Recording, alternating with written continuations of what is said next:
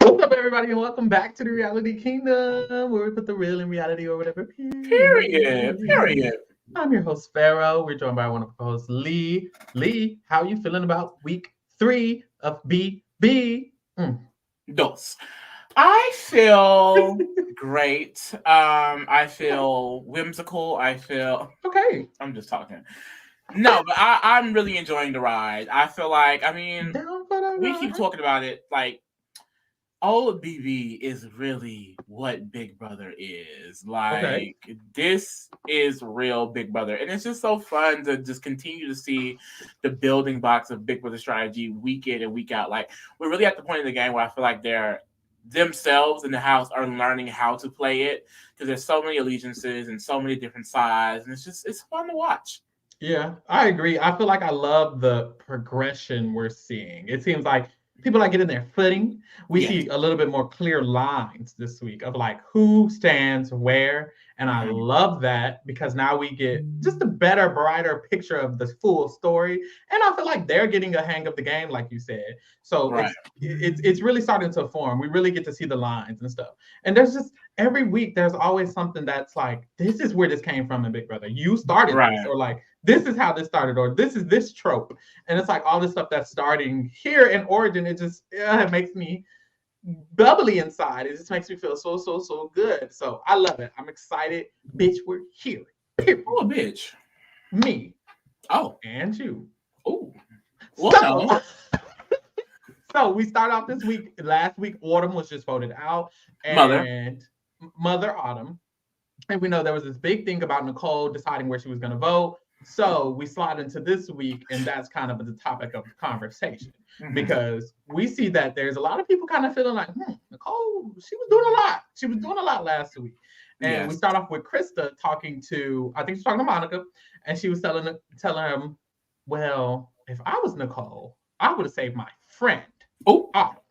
So if that was me casting my vote, I would have voted to save my friend regardless. Okay, Period. Krista. Call the girl out. Calling the girl Okay, out. Krista. We find out that basically Nicole let Autumn know she was gonna go. It seems like Nicole's the one who let Chilltown that was know that was what was gonna happen. And Hardy and Bunky are feeling suspicious about that because they're like, Nicole was clearly trying to cover her ass a little bit with the vote, Yes. like by And Hardy also is for some reason under the impression that the things that Autumn was saying in his speech is only because Nicole must have told her those things. Because I guess Autumn is just not smart enough to realize that you're an asshole on her own. Yeah. No shade. I'm just like, why would Nicole need to tell her? Like, you literally told her to her face multiple times that you don't think that she should stay in this house. So is it that far fetched that she would blame you for it?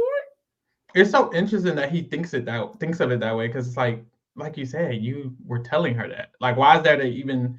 I don't know. It's just it makes it It's like seem like Hardy it's like you think feels. she's dumb. Like He thinks she's it's dumb. right in her face. And then also I find it interesting because we have the diary room of Mike saying, he feels like she was definitely trying to get Autumn's jury vote.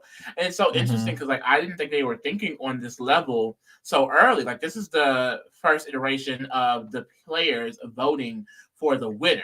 And this season, every player who's played won. There is no jury, there is no sequester. So it's interesting that he's thinking like that. And I got that sense too. Like Nicole, like I said the last podcast, she has like this moral high ground that she kind of tends to stick with a little bit. So it's like she's voting you out, but she's crying about it, and she's like, "Well, this is something that she has to do for the game and things like that." And it's like I do feel like I feel like she truly believes that, but I feel like there's some game to it as well. Like we're gonna see even with Shannon's eviction this week, like she has had consistently great goodbye speeches. Like something that we would say like in New Era BB is like great for your game, but like they don't like her for it. They hate that she's like trying to butter up the jury. Yeah, but she's eating it up. I really like that she's doing that. And that's the thing. I feel like you said, Nicole is thinking, she claims this is just her being, herself, but I think she's thinking outside the box too with it. Yes. So, boom. we know that Hardy's the HOH, and Hardy starts talking about who he's planning on nominating. It's no surprise. It's Chilltown. He doesn't fuck with them. They He got don't them like mad. them. They got the girls mad. They got the girls pressed. No shade, y'all. Not you a stan. You Chilltown stan. I'm a Chilltown stan. And what's interesting is that like a lot of the articles from around 2001 when this was airing, a lot of people did not like Chilltown at all. Like the audience were, because in season 1 they was able to like control who goes home. Like there's a lot of articles of people saying like they want Chilltown out. They do not like them at all, which is definitely understandable. But I love a good opposition, and this is the only opposition in the game. Like by the end of this week, Kent's the HOH, and you can just assume who he's going to put up. Like it's never fun to watch the people in minority continue to be targeted. And it's interesting that like even way back when, that was a go-to strategy. The entire house hate these few people. We're going to work to get them out. So it's like we're basically just like wasting time for them to try and take out all of Chilltown, which we know is not successful, which honestly just makes Will rise to victory that much more interesting because we're at week 3 and I don't see how this man won this game quite literally at all. Even if like in this moment, I'm thinking they're going to go back to back to back. And even if they don't go back to back, if one of them win a comp, it's like, well, you should have just going to get out next. The fact that Will did not just get out next is honestly crazy. So I'm interested to see how and when that takes place. Yeah, I agree. Because at this point, even Hardy's saying, I think Will's the ringleader. But he also says in the same breath, I just want to take out the one that's annoying me the most. Regardless. But it's like, girl, like, how does Will go from being the main target, the ringleader, he's running them, he's making Justin get evicted, all of this. I'm just very interested to see it. I want to go for the ride. I want to go for the ride. He was all the way from the quit for Shannon of all people. This week, girl, which is crazy. So we get another Shannon and Will segment. Now, Shannon, I like Chilltown. I do not like Wilnan. Or would it be Wannon? Cute. Would it be Wannon? Or I don't know. I don't know. Swill. Shan Rock. Shan Will. Shan Will kind of cute. Shan Will kind of cute. Oh, shit. But girl, another Shannon and Will segment. But really, the main thing I got from this was Shannon was telling Nicole about her boyfriend Jim at home, and she was like, "Yeah, well, he doesn't have a job, and he doesn't pay any of the bills, and he's like 4 years younger than her. He has no ambition. He's 8 years younger than me, and it's 8. It was 8 years younger than me, I believe. Wow. 8 or 4, maybe it was 4. And she's paying all the bills. She works. She pays the bills. She's Barbara the Builder. She's Barbara the Builder. This is y'all remember I told y'all about Sheba 7? What?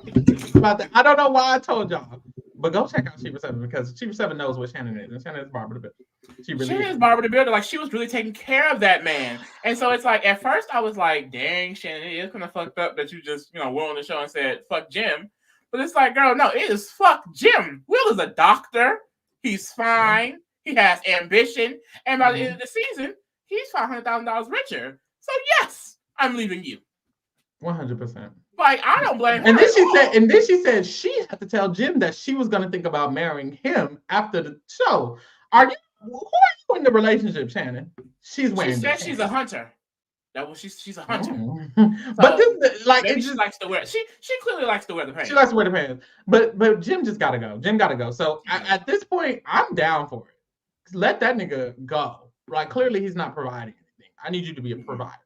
So at first I was like, ooh, now she cheating. But now it's like, girl, she ain't cheating on nobody but nothing but a mom. And I do want to speak on this comment a little bit too, because I was thinking this. So Estelle says, I can't believe Will was so in love with her. He was like a puppy around her. Like, I feel like this week, we really got to see a soft side of Will that I have never seen. I feel like I've watched this season before, but I wasn't conceptualizing anything. I know him more in 7, and he was really kind of like game body in 7. Like, he had no emotions. The evil Dr. Will that, like, the show, preaches about. And then we see him come back time and time again with these, jury roundtables. It's just like I said, like, Dr. Will is like this character that Big Brother has talked up. It's like you don't really see the raw person. And I feel like this week we're seeing the raw Will Kirby, which I really, really enjoy. Like, he isn't just like this god of the game that you can't aspire to be like, or that you want to aspire to be like. He is a regular player that wanted to quit, that was at the bottom of the house, that didn't know where his next move would come from. So I really like that. I like seeing this side of him. Yeah, I did too. It was very interesting, especially the wanting to quit and just like the puppy dog, like they said, the puppy dogness of it all. Telling her I love you, she don't give a damn. She's not even saying it back. Girl, it's like, Shannon, wow, he was there's literally a scene. There's literally a scene, and he's like, she's rubbing his hair, and he's like, I just can't. I love you, and she's like, aw, you know how I feel about you. And it's like it's almost like I always thought the relationship with Shannon was like simping for Will, and Will got that girl unlocked. But really, it's like he's simping for Shannon. He's simping for Shannon. Like Shannon, like you said, rubbing his scalp. I feel like I love you is crazy. Like, of course, you don't want to be in no situation where you're taking care of a man. But I can definitely see if this is how she approached the relationship with Jim, like why he's such a bum, because he probably thinking, oh, she want me, like she's a provider, she's the one, and he probably at home all day, laid up under her, waiting for her to get home like a big ass shot. See, Will gonna lay up under you and then go to work, go do some surgeries, bring home the bacon, and then give you the bacon. Period. Win the bacon. So, girl, that's cute for them. It's cute. I do think it's kind of cute when Will is being all, different, because that's not how he usually is. So that part is very, very cute. Now, after this, we know that the girls wasn't getting no food. They was eating peanut butter jelly. And Bunky feel a little bad. So he's telling the boys, I might throw it if we do a food comp and it's boys versus girl again. And Hardy gets mad about this. Hardy's getting real big mad about Bunky wanted to throw the thing. And it's like, why are you mad? Like, even like I just don't know why you mad. Be a man. Like, I don't know. I feel like Bunky was like, seems like I have more compassion. No, Bunky meant to say, seems like I'm the only man in the house, man enough to allow myself for these women to eat, is what Bunky should have said. But I don't get it. I don't get why Hardy was so mad about this. They don't care about them girls. And that's cute. That's cute too, but it's also like, I don't know why you're mad at Bunky for giving a fuck. I mean, if you give so many fucks, you give fuck. Bunky don't want to give fuck. Bunky don't gotta give fuck. He's telling Bunky, don't ever say it again. Don't ever say that you're gonna throw it again. Promise me you won't throw it. Okay, girl. This comment. He had such an attitude this week, but in general, Hardy, like, the body oddie will always be there. But Hardy got his personality is. His personality is weird. It really is. Like, it gets slight anger issues, no shade. He just seems so wound up all the time. And like, Chilltown is like really getting under his skin. Like, it was definitely giving a slight HOI this week. Like, he definitely wanted everything to go his way. It was so He's very particular, and then he gets mad if what he wants doesn't happen. It's just weird. I hate how he responded to Bunky. That was just weird for me. Like, shut up, girl. It's okay. It's okay if Bunky wants this and you don't. And I think he's controlling. Like people talk about Nicole. People talk about Nicole being controlling, and Nicole kind of accepts that. But Hardy is so stern on, I'm not this way, and I'm not this way, and I'm not that way, and people just think I am. But really, I'm just a nice guy, and I'm good, and people like me because period. And it's like, no, really, you want to control everything down to the vote being 3 specific votes here, 3 specific votes here. You get the one to do it. You need to make sure that no one's doing this because you want to make sure the food comp goes to. You're very controlling. And if anybody is cool with Chilltown and they're a problem with me, it's just like, okay, girl. I feel like this isn't good for Autumn, so we need to make sure that Autumn goes home because this isn't good for Autumn. You can't be speaking for everybody in the world, Bunky. And he just wants to speak for everybody in the world. And I feel like that's just interesting. Weird. It's weird. So then we get to the food comp, but it's not even teams. They all working together, and they have to catch these balls with a bunch of food items on them. 27 of the balls have the food items they request. Each of them got to request 3 food items, and they got to catch all them balls to see what kind of food they get. They catch the balls, they get some food. Boom. Period. Love a good food comp. Well, no, we don't. Actually, but it's there. It's definitely there. It was cute. It's definitely a thing. We get my favorite scene of the week, actually, which was a Bunky and Kent. What's their ship name? Bunkin. Bent. Or Kunky. Kunky is crazy. Oh, Kinky. Kinky. I kind of like Bent. Bent is simple, cute. He's Barbie, and he's just Kent. And he's Kent. But no, it's real cute. They're basically besties. It's like the whole. It's like the gay best friend, straight best friend. I love that. I love that for real. Mm-hmm. If only they. If only one of them was home.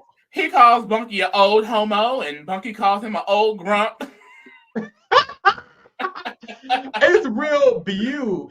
And they like sleep together. Kind of cute. It is kind of cute. Sleep together is crazy. But like Kent sleeps alone in his room, in the HOH room because he snores. He gets the HOH room. Kent gets the HOH room because he snores. And Bunky sleeps in there with him. On the floor. Just because. I mean, so that's cute. So basically, they sleep in the same room. Bunky doesn't have a problem with him snoring, and Bunky likes sleeping on the floor. Bunky said he likes sleeping on the floor, so he don't got no problem sleeping on the floor in there. And there's times where like Kent is putting blankets over Bunky while Bunky doesn't have a blanket over him. I mean, like the thing is, he got a built-in blanket, so did he really need that? He got a built-in blanket. You talking about the hair on his back? Yes, Bunky needs to shave expeditiously. They have a scene this week about Will shaving, like how he does the manscaping. They definitely need to give Bunky some tips. I'm sorry. I don't like looking at if that was in the kitchen, if he was just walking around the kitchen, I would throw up. No shade. I would gag a little bit. Just slightly. He does definitely need to say. I'm sorry. But this scene was so cute. Like I don't know why I was like getting so giddy in my seat. But they're friends, and I also like that it's like showing the lines of how the other people or the real people side is linking up, because Kent and Bunky are really, really close. We hear other people talk about how close they are. So they're close, and I think it expands farther than just being friends. In the game, they're gonna move close. The homo and the homophobe, besties. So now y'all best friends. No, for real. Period.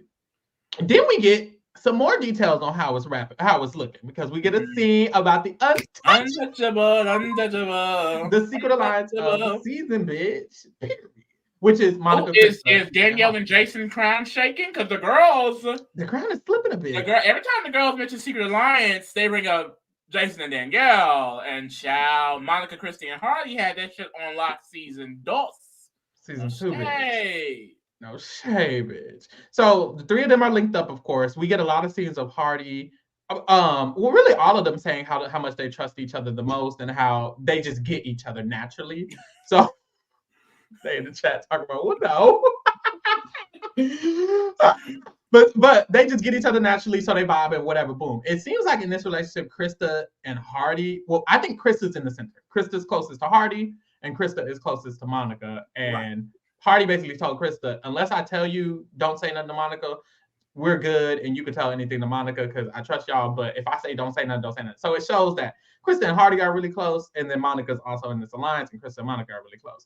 So this is a really cute scene. It really shows that Krista, at this point, I'm like, Krista, that's that girl. Mm-hmm. That's that girl. That's that girl. That's that girl. That's that girl. Boom. Then we see Shannon trying to bond. Earlier when Shannon and Will was canoodling, Will told her, you need to try your best to try to suck up. And I guess this is her way of doing it. But all she's really doing is judging them the whole time. She's so bad at it. Like, she so obviously does not give a fuck about them, and like she can't hide it. So like her trying to be fake is just like, oh, let me smoke with you guys, and it's just she fake coughing, she fake laughing. It's like everything is fake. We know you don't like smoking. We know you don't like us. Like, I don't know. Maybe she would be better on one-on-one accords, because I know that she has like a good relationship with Nicole, because they start working out this week. You know, it's like she vibes a little bit with Monica when they're like joking and kidding around. It's like she definitely is not good with the group settings at all, because it's like she tries to be funny, but it's like underhanded. You know, like girl, she's rude. She's being rude. You thought you ate that, huh? You're talking about like she's making fun of them smoking. It's like she puffed a cigarette. She's like, "Oh, is this how this makes y'all feel every time? Like what? Bad. Like, oh, I guess I'll try this shit that I shouldn't be trying that y'all do all the time. Let me see." Girl. Damn, like this is what y'all do all the time. Like y'all just feeling real. Like, girl, what the fuck is this? Like, this is Bob. I don't even think she could do good in one-on-one. I think she just needs to not be a bitch. No shade. Like, she just needs not be. She just needs to not be the way she is. Like, Well, and that's listen, my impossible. mama said that's her personality, child. And this is what I feel. I feel like it's okay if that's your personality. That's just your personality. Be real. The issue is that she's not being a real. You know, Monica said she's real like me. I like Shannon because she's real like me, but she's a slick ass. Mm-hmm. You're a slick ass. You're trying to pretend to and make these slick ass. She makes slick ass comments all the time. If you're gonna be real, be real. Don't be fake. Just be like.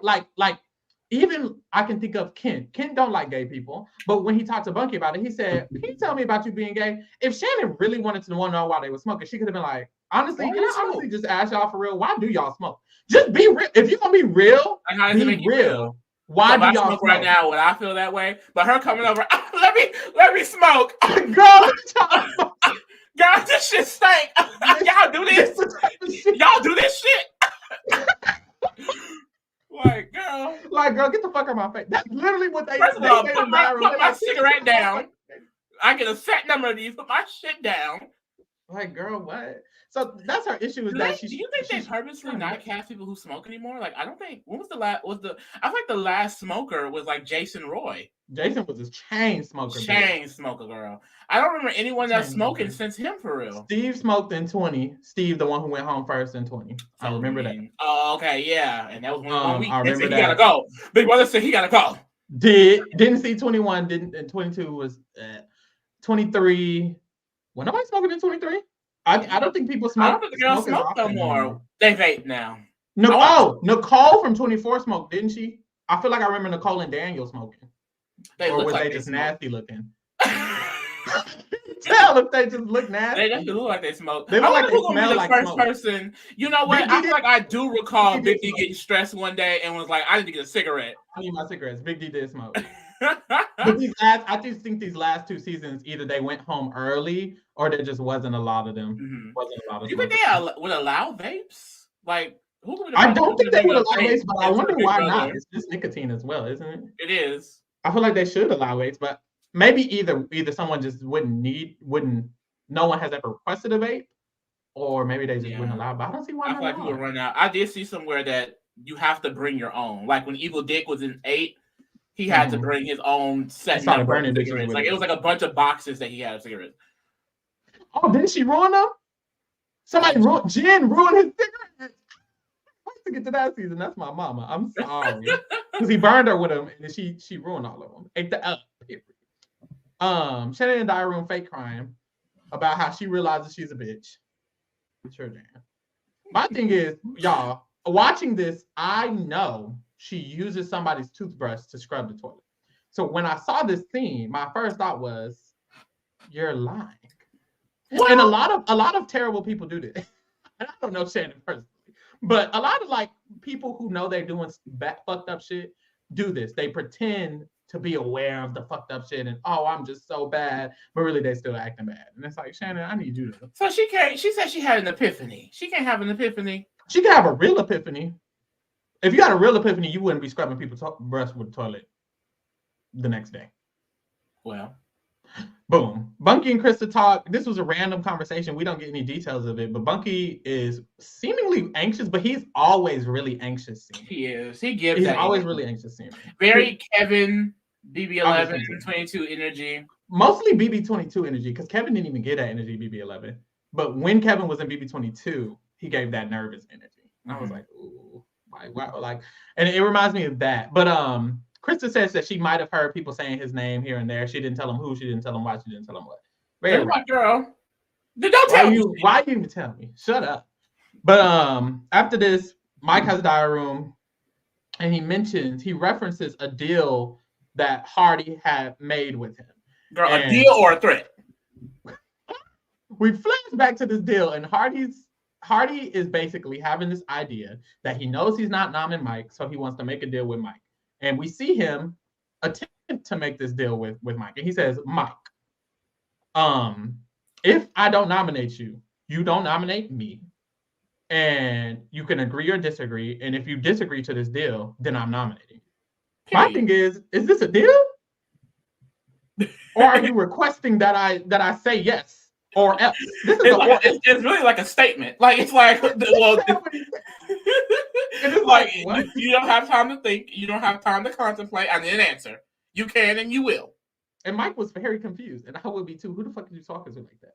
And see, Mike I would have would came up be to me. confused. I would be like, yes, daddy. He would be like, you can either accept it or you don't. And I would have been like, okay, girl. King, I accept. Please get out my face. Honestly, please stop playing with me. Either you're gonna put me up or you're not gonna put me up. How about that? And that's the real tea. Period. But anyways, Mike's like, give me time to think about it. He goes talk to Chilltown. He tells Chilltown the tea about it. And basically, he's telling them that he wants to try to repitch a plan because that plan is bullshit. Like, you're basically forcing me to agree to it. So Mike is going to attempt to. Like, it's not even. It's nothing. Like, are you even putting me up for real? No, you're not. So it doesn't matter. Literally. Period. So Mike plans on pitching to Hardy later a counter. Yeah. And his counter to try to save all of Chilltown, which is like, girl, you can kiss that dream goodbye. And I think that's why it's important, and he definitely isn't thinking on that level yet. It's definitely important that Mike created that deal and tried to get in with the other people and things like that. Like, all Chilltown did, like, together was go, like, Mike and Shannon specifically, they just went down with the team. Like, it's like it's not even them individually, minus Shannon. Shannon individually is going down, but it's them together as in this group, because you see, like, Will is starting to make those individual relationships, and he's pissing people off less. We haven't gotten a montage of people hating Will in a minute, like, at all. We've gotten new ones from Shannon, we've gotten new ones from Mike, nothing from Will. And it's like, you need to separate yourself. When the ship starts going down, you need to jump. Okay, I would have been like, I don't know those people. Yes, I want the deal. I want an alliance too. Final two, they won't expect it. But, you know, this is BB2. So I don't really expect them to be thinking on that level, really. But I will say, I was, like, not impressed, but it was interesting to think that Mike thinks strategically. This is the second time Mike has thought, like, not even the second. Mike continuously thinks a little bit strategically. He's just not good at it. Even the initial HOH plan, it was like, that was a plan. It wasn't a good plan, but it was a plan. And this is, like, another plan that he's coming up with. And it's like, you be coming up with plans. Why are you coming up with plans? That's interesting. So I like that. I think that might come up in BB7 again when he's actually doing a little bit better. Like, maybe he is good at making plans. And I remember in BB14, he was a part of making some alliances and making deals with people. He was a very active planner in BB14. So yeah, like, it's interesting though, because, like, he was annoying as fuck to me in BB14. And honestly, I enjoyed this Chilltown. BB7 Chilltown. Now, I haven't watched it in a minute, but I just remember, like, it was getting obnoxious. I don't find, like, one scene I recall is them being in the diary room, like, oh, the she was not, like, it gets obnoxious. I love Will, but I just feel like Mike makes it corny. No shade.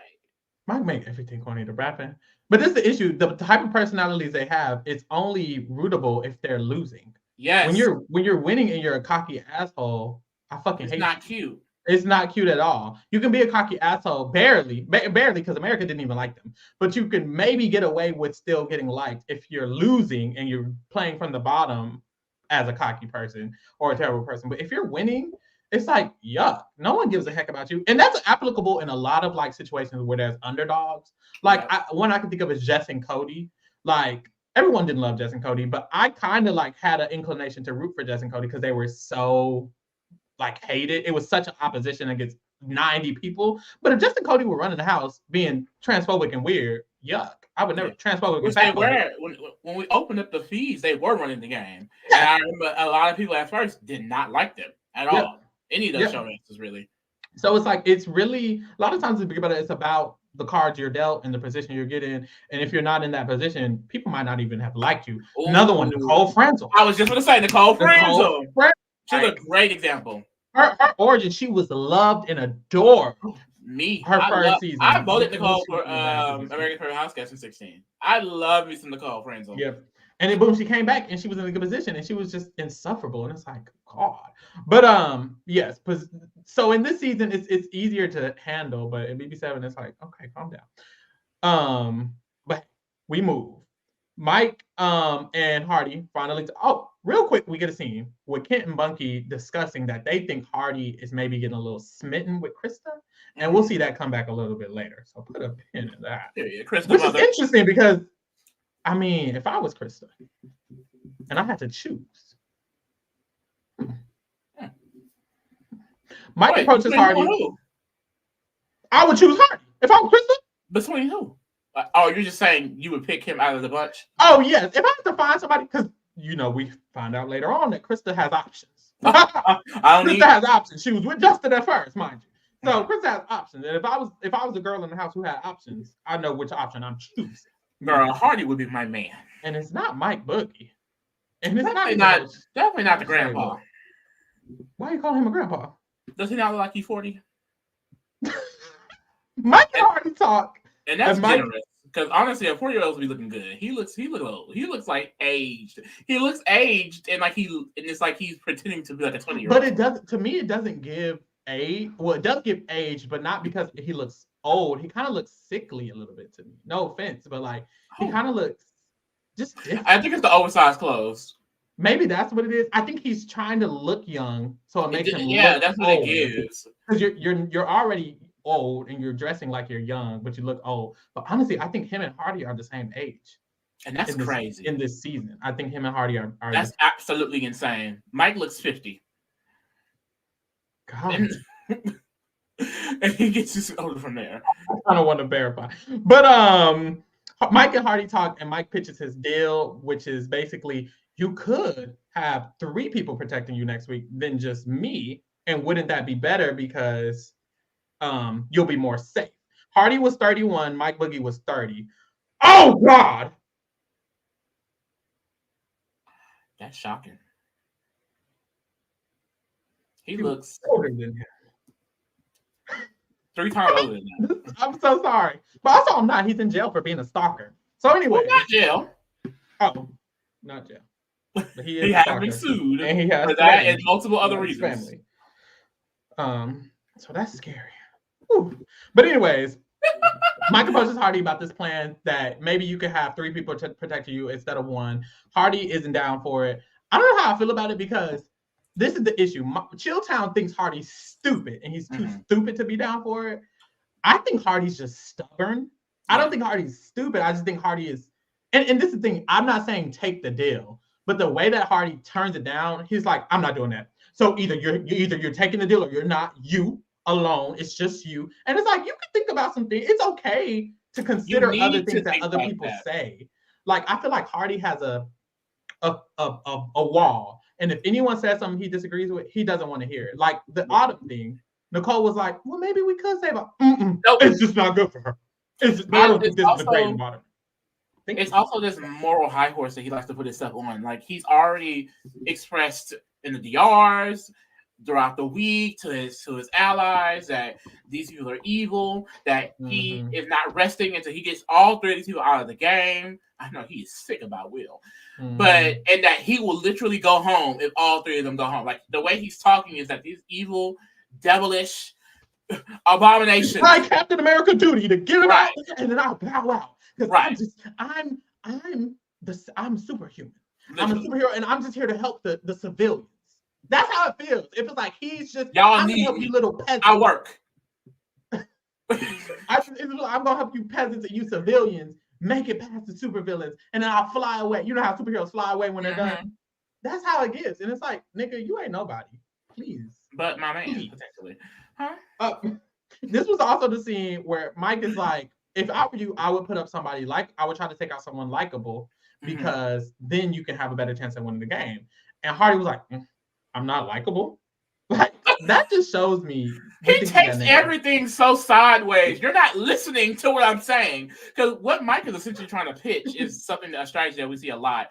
Well, we just saw Krista use it last week. Like we're the most hated people in the house. We could be shields for you to get you to the end of the game. You could beat all of us because no one likes us. And Hardy isn't taking that into account at all, which I kind of understand. I mean, Chilltown is definitely looking at Hardy, and I don't think him keeping them safe would necessarily help him if they were to get another round. But I mean, still, like you don't need to like outwardly just deny it because Mike knows you're not really interested in working anything out with me. You're just basically trying to threaten me. And I mean, we also realized later that like he really only did this to try and cause a rift between Mike and Will. So Mike denying it, I mean, just shut all of that down. Yeah, I feel like it would have been just better strategically, and of course this is the first season, but Hardy should have just genuinely wanted to have a real deal with Mike. Like this should be real. He should actually want to deal with Mike, so that if Mike win the next HOH, which I mean he could have. And then you have a real deal with Mike where you're actually safe. And I feel like Hardy's just, you can tell Hardy's smart, but I also see like there's a cap to Hardy's level of gameplay because he's on this moral high ground. I think it's preventing him from playing better. So, hey, we here. Yeah. This is when we get to the nomination. Down the dog sometimes. We see Nicole infiltrating children. She know what the fuck she doing.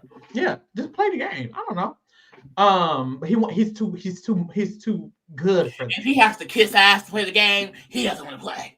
Yeah, he's just too good for that. Ken says the same thing. And it's like both of you niggas is I mean, we see the final two.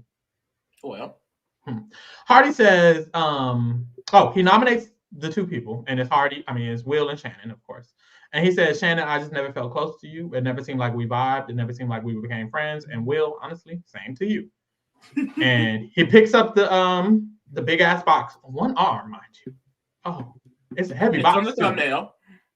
It's a heavy box. I mean, he picks it up with one arm and he starts walking away. And Shannon was like, wow, that was probably about the most cowardice thing I've ever heard in my life. And then Hardy turns around, looking real good, sorry. And he says, I mean, you want to give me an explanation for that while I'm still here? And Shannon was like, I mean, considering me and Will are the closest. And Hardy was like, the closest to what? And he was like, considering me and Will are the closest to each other. He's like, what does that have to do with me? And she was like, you know, you can take it however you want. It doesn't have anything to do with you. And that was that on that. And he walked away. I find Shannon very hilarious for that. Because she said, I like people who get mad when they nom. Bitch, you nominated. Right. Shannon, it is funny because she was acting all fake, the fake laugh and the fake smoke and all that, smiling and giggling in everybody's face because she knew she had a chance to go up. And as soon as she goes up, all that shit fly out the window. She's done. And she fucks with Hardy this entire week. I know he was. She don't get off his neck. She stayed on that man's neck the entire week. He wakes up in the morning. You think it's all bright and shiny. Hey, Hardy. Coward. It's always something. Literally, it seemed like every time she saw him, it was something. She had something to say every time she saw him. Coward. And then every time he'd be like, how? I mean, you nominated me and Will. Literally, every time. And he would always be confused every time. Hardy was always confused. But so boom, those are the noms. We see there's a diary room and Shannon and Will are in there pouting, sad. And Will says, I mean, I'm thinking about just voluntarily leaving. Voluntarily leaving? Over Shannon? Dr. Simp Will, y'all. Ladies and gentlemen. Lord, over Shannon. Shannon. You was going to lose out on $500,000 for Shannon? I can see it was Janelle. It was Janelle. Krista. Somebody. Nicole. For Shannon. Girl, he wasn't thinking. He wasn't thinking. He was in love. Mind you, he's the winner. So imagine if Dr. You're backing out for her. She would have went home. Chilltown would have. She literally would have went home next. Unless you won HOH. Now that Nicole would have won this game. Nicole would have won this game. Maybe we needed him to do that. Right. Honestly, Monica probably wins. That too. And that's the real Gagiana we need. And that's even better. Imagine this everyone is a black woman. Where is that multiverse? We need to go there. We do need to be there. The first two winners could be black women. Oh. That's a universe where that happens. They go Monica, then Danielle. Girl, so Shannon says you need to stay because he's gonna be more intimidated by you because you're a man and I'm a woman. And I plan on making him cry all week. So we're just gonna make sure you stay. So that's Shannon's plan. And she gets to it, bitch. Don't worry. She's gonna execute. The fuck. So this next week is so hilarious. Because the house guests, they chilling, they smoking outside. And Hardy, he's like, I just feel so bloated. And here comes Shannon. Well, I guess that's what yellow does to you. Like, what are you talking about? What are you saying? And he's like, what? And she's like, well, you're a coward and you're clearly jealous of Will and I. So, and he's like, why would I be jealous? Like, I don't understand, because she's basically upset that he put both of them up together. And so she's trying to argue here in front of everyone. I mean, it's just a coward move. Like, you could have used this card, but you didn't want to play that card. And Hardy's just like, I wanted one of you out. So if I didn't put y'all up next to each other, I would have put y'all up next to some random person, and you would have went anyway. So what is the difference? And she's just, I mean, well, you're just jealous of us. I don't know, Hardy. You're a coward. You're jealous. You wish you had a bitch this pretty. Like, you and Krista will never be me and Shannon. Let's get that correct. And it's like, what? The next thing, and he's just like, why would I be jealous? Literally, though, he was so confused. But no, honestly, I don't know what do y'all have. The issue with Shannon, and like all these stuff she's saying, it's like, girl, what are you talking about? Yeah, because even at the nomination ceremony, which is like, clearly we're the closest. Mm-hmm. What are you talking about? Shannon is definitely one of those girls that cannot argue. Like, anytime she's like faced, I feel like right, but it's like, but anytime she's faced with like any type of altercation, it's like she stumbles over her words or she doesn't say the right thing. It's so weird, but it's also crazy because she's so confrontational. It's like, you can't be confrontational and not know how to confrontate.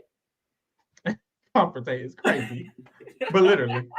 So the house realizes Chilltown just big mad, basically. We get a diary room, we get a few diary rooms, and Monica says in hers, she says, Chilltown thought they shit didn't stink. And it's like, that's literally what it is, though. They thought they was those girls, and now they're nommed, and now specifically Shannon is mad about it. She's mad about it. Krista gave you hoes 1 week.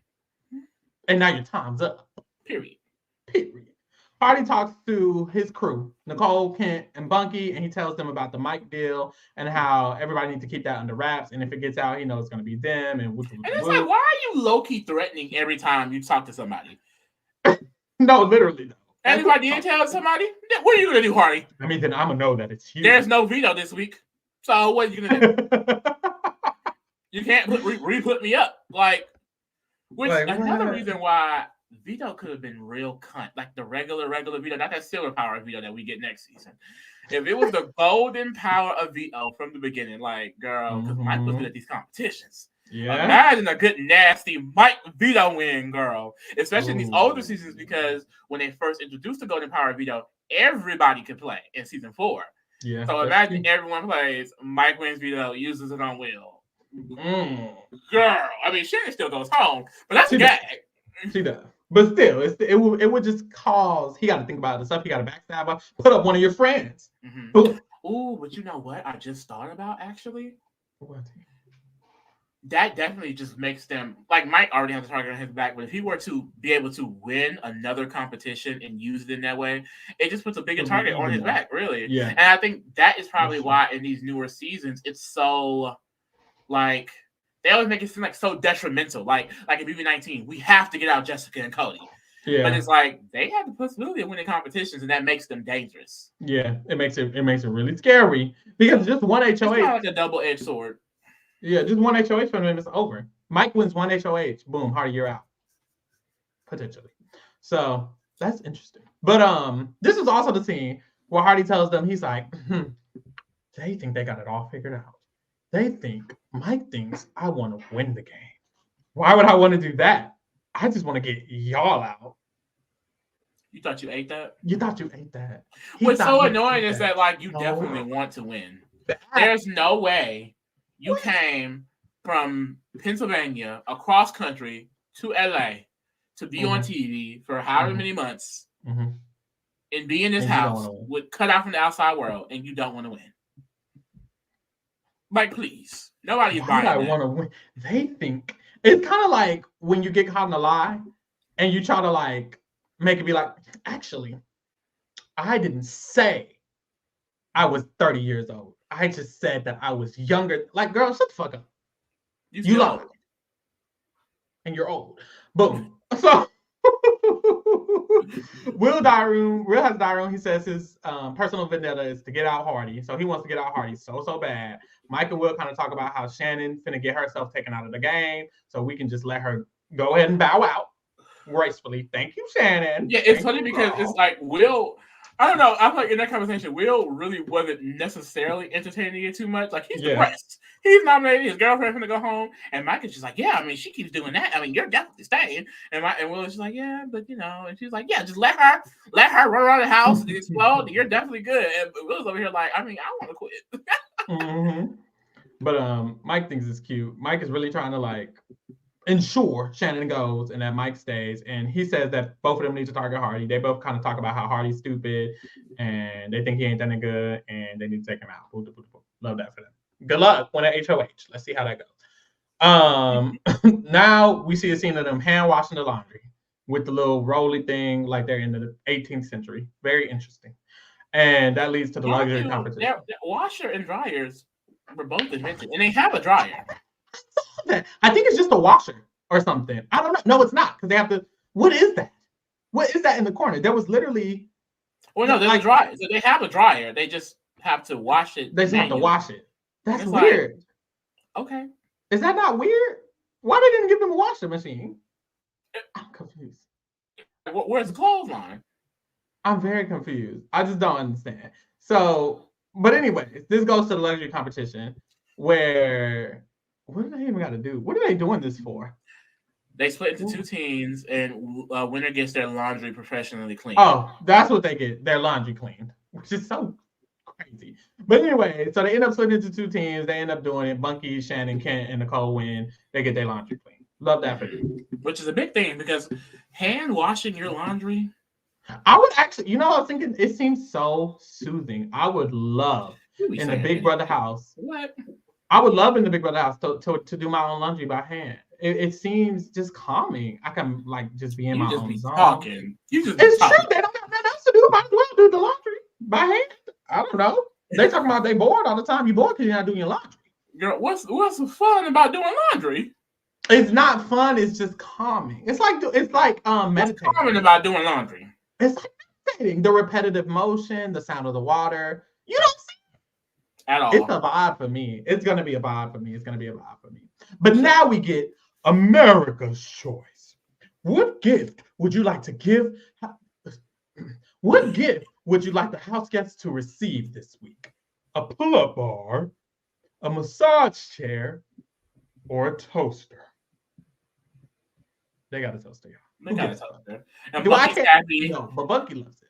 Bunky happy because he's like, oh, I feel good because apparently he was running around all week saying that he wants a toaster. And it's like, I mean, I want a massage chair, America. Me too. Or a pull-up bar. But everybody can use the pull-up bar, so that's true. Who? I feel like Hardy, the only one who wanted that damn pull-up bar. Shannon. Shannon is going home, so I hope that's not what she wanted. You ain't gonna be able to use it for that week, for those 3 days. We see Nicole and Shannon bond over working out. Nicole mother. Period. Couldn't say her last name. Is getting that jury vote, getting her another jury vote secured. It's definitely just giving girl. You knew Shannon was leaving this week. Yeah, 100%. Now y'all best friends. Extra bonding time.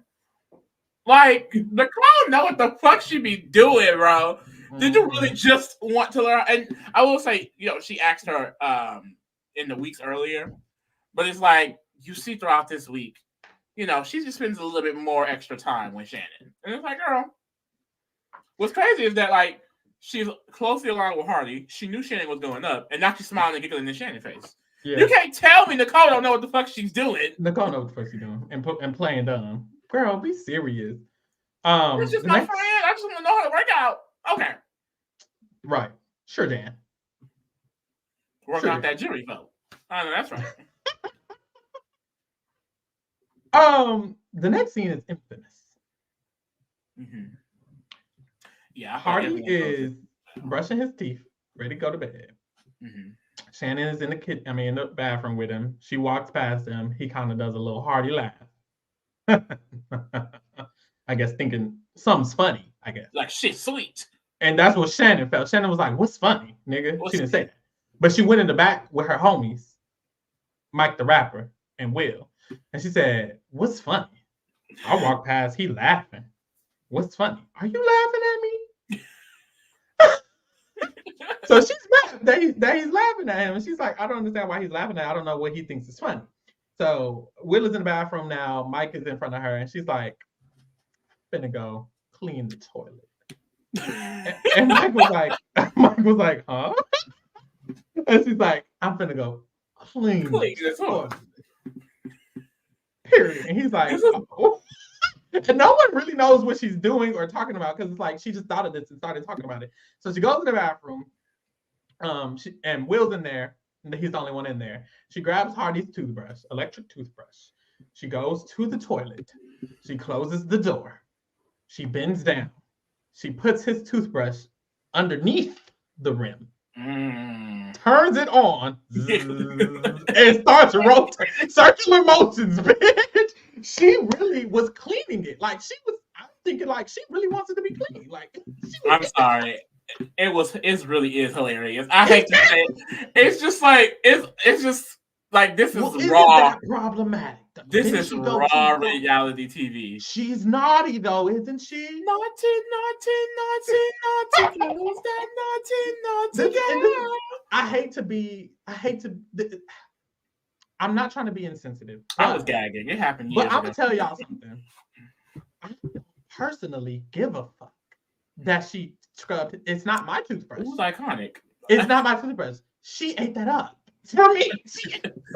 She ate that up because I guess America was outraged and why would she do that? And but me, I don't. That's not my toothbrush. That's not my nigga toothbrush. That's not my son toothbrush, my husband, my cousin toothbrush. I don't know that man. I don't know who Hardy is. I don't give a fuck what she did with Hardy's toothbrush. Mm-hmm. And then Big Brother makes her fix the issue immediately, like almost immediately. She's like, Shannon, please go to the doctor. And she already know what the fuck is happening. And they basically tell her, like, girl, you know damn well you throw that away. That is a risk. What the fuck did you think this was? You thought we was gonna let you do that? She lucky she didn't get a don't sit down. Don't let them say don't sit down. Come with me. But they basically tell her, girl, you need to replace it. So we're gonna take it out your stipend. We're gonna get you a new toothbrush head, and you basically have to tell the house that you broke it. You have to go take it, rip it off, and tell them that you broke it. Mm-hmm. And that's what she did. But it's like it's interesting because it's like this is one of those situations I feel like I compare it to like literally evil Dick burning Jen with the cigarettes. It's like this is not something that can be replicated or like him even banging the pots and pans. Like this feels like a MTV Real World type Bad Girls Club type of reality TV. Like these type of things don't happen in Big Brother. Like I remember we joked about how you were like if you was in the house and someone fucking with you, you throw their bed in the pool or you'll fuck their clothes. It's like they clothes. I don't think Big Brother does not allow you to do those things. I feel like if you try to go grab the bed, they're gonna be like Pharaoh. Pharaoh. So, and that's the issue. I feel like why not? No offense, but like, they can't be held liable, girl. Because if he started brushing his teeth and he got sick and he sued Big Brother. Okay, I understand not letting him brush his teeth. I just mean I don't think anyone can ever get nobody's toothbrush and put it in the toilet. And it's like, or like you said, I get it. It's not kosher. It's real though. It's real. They need to stop playing games. Like that was a raw emotion. Start getting rich. Period. That was a raw emotion. She did what she had wanted to do, and we all saw it. Yeah. It feels like nowadays emotions are like fake in the Big Brother house. And I feel like I kind of hate that. It feels like when they're mad, I know they're mad, but it just feels like you're not mad for real. And that's because of how the game progressed. Everyone is trying to play optimally. You don't get mad. True. You don't argue with people. You don't get pissy mad over small shit. The people who do, we usually see go home early. Yeah, that is very true. It's not I remember something that you said a while ago, like most winners don't even have arguments in the game. Yeah, they know. So it's like a lot of people now, it's like they're all, even if they don't know how to play the game, they're quotations game oriented. So they're not trying to get caught up in like the catty and petty shit that would make them to do something that would honestly just ruin their game. Like the way Shannon the way all of Chilltown is acting in BB2 would get every last one of them sent home in the new era season. Like I don't even think one of them would be able to wheedle their way. I don't know, because we were doing some good work, but still though, in new era BB, once the target is on your back and an alliance is formed against it, it is almost nothing that's going to break that up. So they definitely would not be able to get away with any the way they're acting in a new era season because we just don't see like people even that's why people be so scared to like the fact that Chilltown is so okay with being a minority. They're so okay with pissing them off and going against the grain. That doesn't happen. Usually when we see people in the minority now, they're kissing ass. They want to be in the majority so bad they refuse to work with each other. You know? So and I feel like at least when it comes to like the drama wise, what I like about 23, 24, 25 is that we can't not really 23, but 24, 25, we kind of get game drama instead. Right. And I need at least that. I think with Big Brother, at least get a cast dynamic enough to cause game-oriented drama. Right. We're flipping the entire house on you. Me and Jared are going to argue in the back room for 30 days. I really wish that was a house meeting. And that's what's so fun about New Era BB because with 24 and 25, we did have two huge shifts, like the leftovers being formed and Corey flipping the house on Jasiri and Jared. And I feel like even with BB24, like BB23, yes, the cookout was there, but like the entire alliance of the Royal Flush and then that basically being disbanded by jury and leaving all the members being like, oh, what is our place in this game? It's like there's so much shifting, and that is interesting because even if it's not petty drama like this, it's drama because people are upset. People are like, it's game drama, and that's fun. And I feel like during that era of 16 to 22, we didn't get that too much, you know? Or like if we did, it was something like I thought like Joey and Pow Pow and BB16, like nothing they were doing early in their season, it wasn't interesting. Like it wasn't impactful. It didn't matter really, and that's what it was like. And then when we got Davon, I'm crediting it to her because I feel like 17 and 18 both had an energy that was like a little bit different than the rest of that era. And I feel like it's because of more dynamic players were in those seasons, like Vanessa as well. But every other season, it's like, okay, it's the same thing. We'll do. You know what I will say? And the people on this season, terrible. But 21, when I finally watched it, because I didn't watch it initially, but when I went back and watched it, I was like, this doesn't fit in this era. I feel like there was a shift before 23 even happened because 21 and 20 and 21 were different. They were not like the 16 structure and everyone keep trying to repeat it over and over. 20 and 21 had a different 21. They did try to repeat it, but it got blown up. And it's like those are different energies as well. And I think 22 kind of stopped that real quick because Cody said, we're still in the LaBox era, bitch. The California era, bitch. So Cody cleaned that up for 22. But when 23 and 24 and 25 happened, it's like, boom, we left y'all in dust. Now we're really getting into it. So I'm excited. So after this, Shannon tells Hardy that she broke his toothbrush. Hardy was like, I don't know how you could have broke it because you don't got nothing over here by my shit. Like, it's not giving you broken. I'm very confused. He asked him about it. And she's like, oh, I was getting my curly iron. And he was like, oh, but you didn't curl your hair. He clocked her teeth real nasty. Ends right there. And it's like, wait, he got clocked. He clocked her teeth real bad. He really did. After this, we see Nicole have a diary room. She says info goes around real fast in this house. And then we find out that Krista is telling Hardy that Shannon used his toothbrush to scrub. Now, how the fuck Krista find that out? Mike told her. You think Mike went around telling people? Mike told Krista, his girlfriend. Maybe he told her that knowing that shit would get spread because there's no way. That's especially if it is Mike, because Mike wanted Shannon out. Like he definitely wanted Shannon out over Will. So that could have been done on purpose. Oh, that's tea. I did not think of that. So I'm just like, how else would they get out? Unless she or Will. I don't think Will would say anything unless she went and told somebody, but that wouldn't be smart. I don't think she would. I think it was Mike. I would say it was Mike. But especially since Krista is the one snitching. So Hardy goes and asks Shannon, and he's like, why'd you use my toothbrush to shove the toilet? And she said, no, I didn't. And he's like, you're lying. Why are you lying? I don't understand. And it was like, you lied about putting me and Will up. And it's like, what are you talking about? Huh? I'm talking about my toothbrush being used in the toilet. What are you talking about? But then, and that's the thing, Hardy bites the bait every time. He does. Why do you let this girl bring up something arbitrary and then make that the conversation? Like what? But anyways, he ends up saying, oh, this is broadcasted to everybody in the world, just so you know. And Shannon's like, I know. So, hey. That's it. Like she brushed the toilet with the toothbrush. I don't think she gives a damn at all. So he storms off. He goes into his bed. He's sad. Krista comes in. Oof, just had a flashback to the scene, how he's looking. Krista comes in and Krista's like, me and Monica talked about this, but we think you getting a little too wrapped up and you're losing a little focus. You're losing focus. Get back on track. So Krista's getting her man back on track. Right. I love that. Get into it. Period. Then we get the scene of how the house guests are kind of feeling about Krista. Mm-hmm. Krista has a diary room. She says, Kent came to me. I can't do her accent, but Kent came to me and he said, Krista, you need to decide what side of the house you're on. I can't do it. But anyways, Kent said you need to decide which side of the house you're on because you can't be playing the middle, basically. And then like, what the fuck is Kent to be going around telling anybody? First of all, and that's basically how Krista felt too. Like, you're not gonna tell me who I'm friends with. But we flash to them in a hammock, and Kent is basically like, I just don't. I mean, are you with us or are you with them? I just don't know. And Krista was like, I mean, I'm cool with a lot of people. I'm cool with it. He's like, are you cool with Shannon? She's like, I don't have a problem with Shannon. I mean, I just don't have a problem with what Shannon's doing. And I mean, I'm not on nobody's side, really. And Kent has a diary room, and he says, I'm just, trying to clarify who's in our new alliance, the other people. Mm-hmm. Tops. That's is it cute or ugly? Well, that's a name. It's an ugly name. So they're the other people. It's given Falte or honestly it's given we just talked about B21. What is that?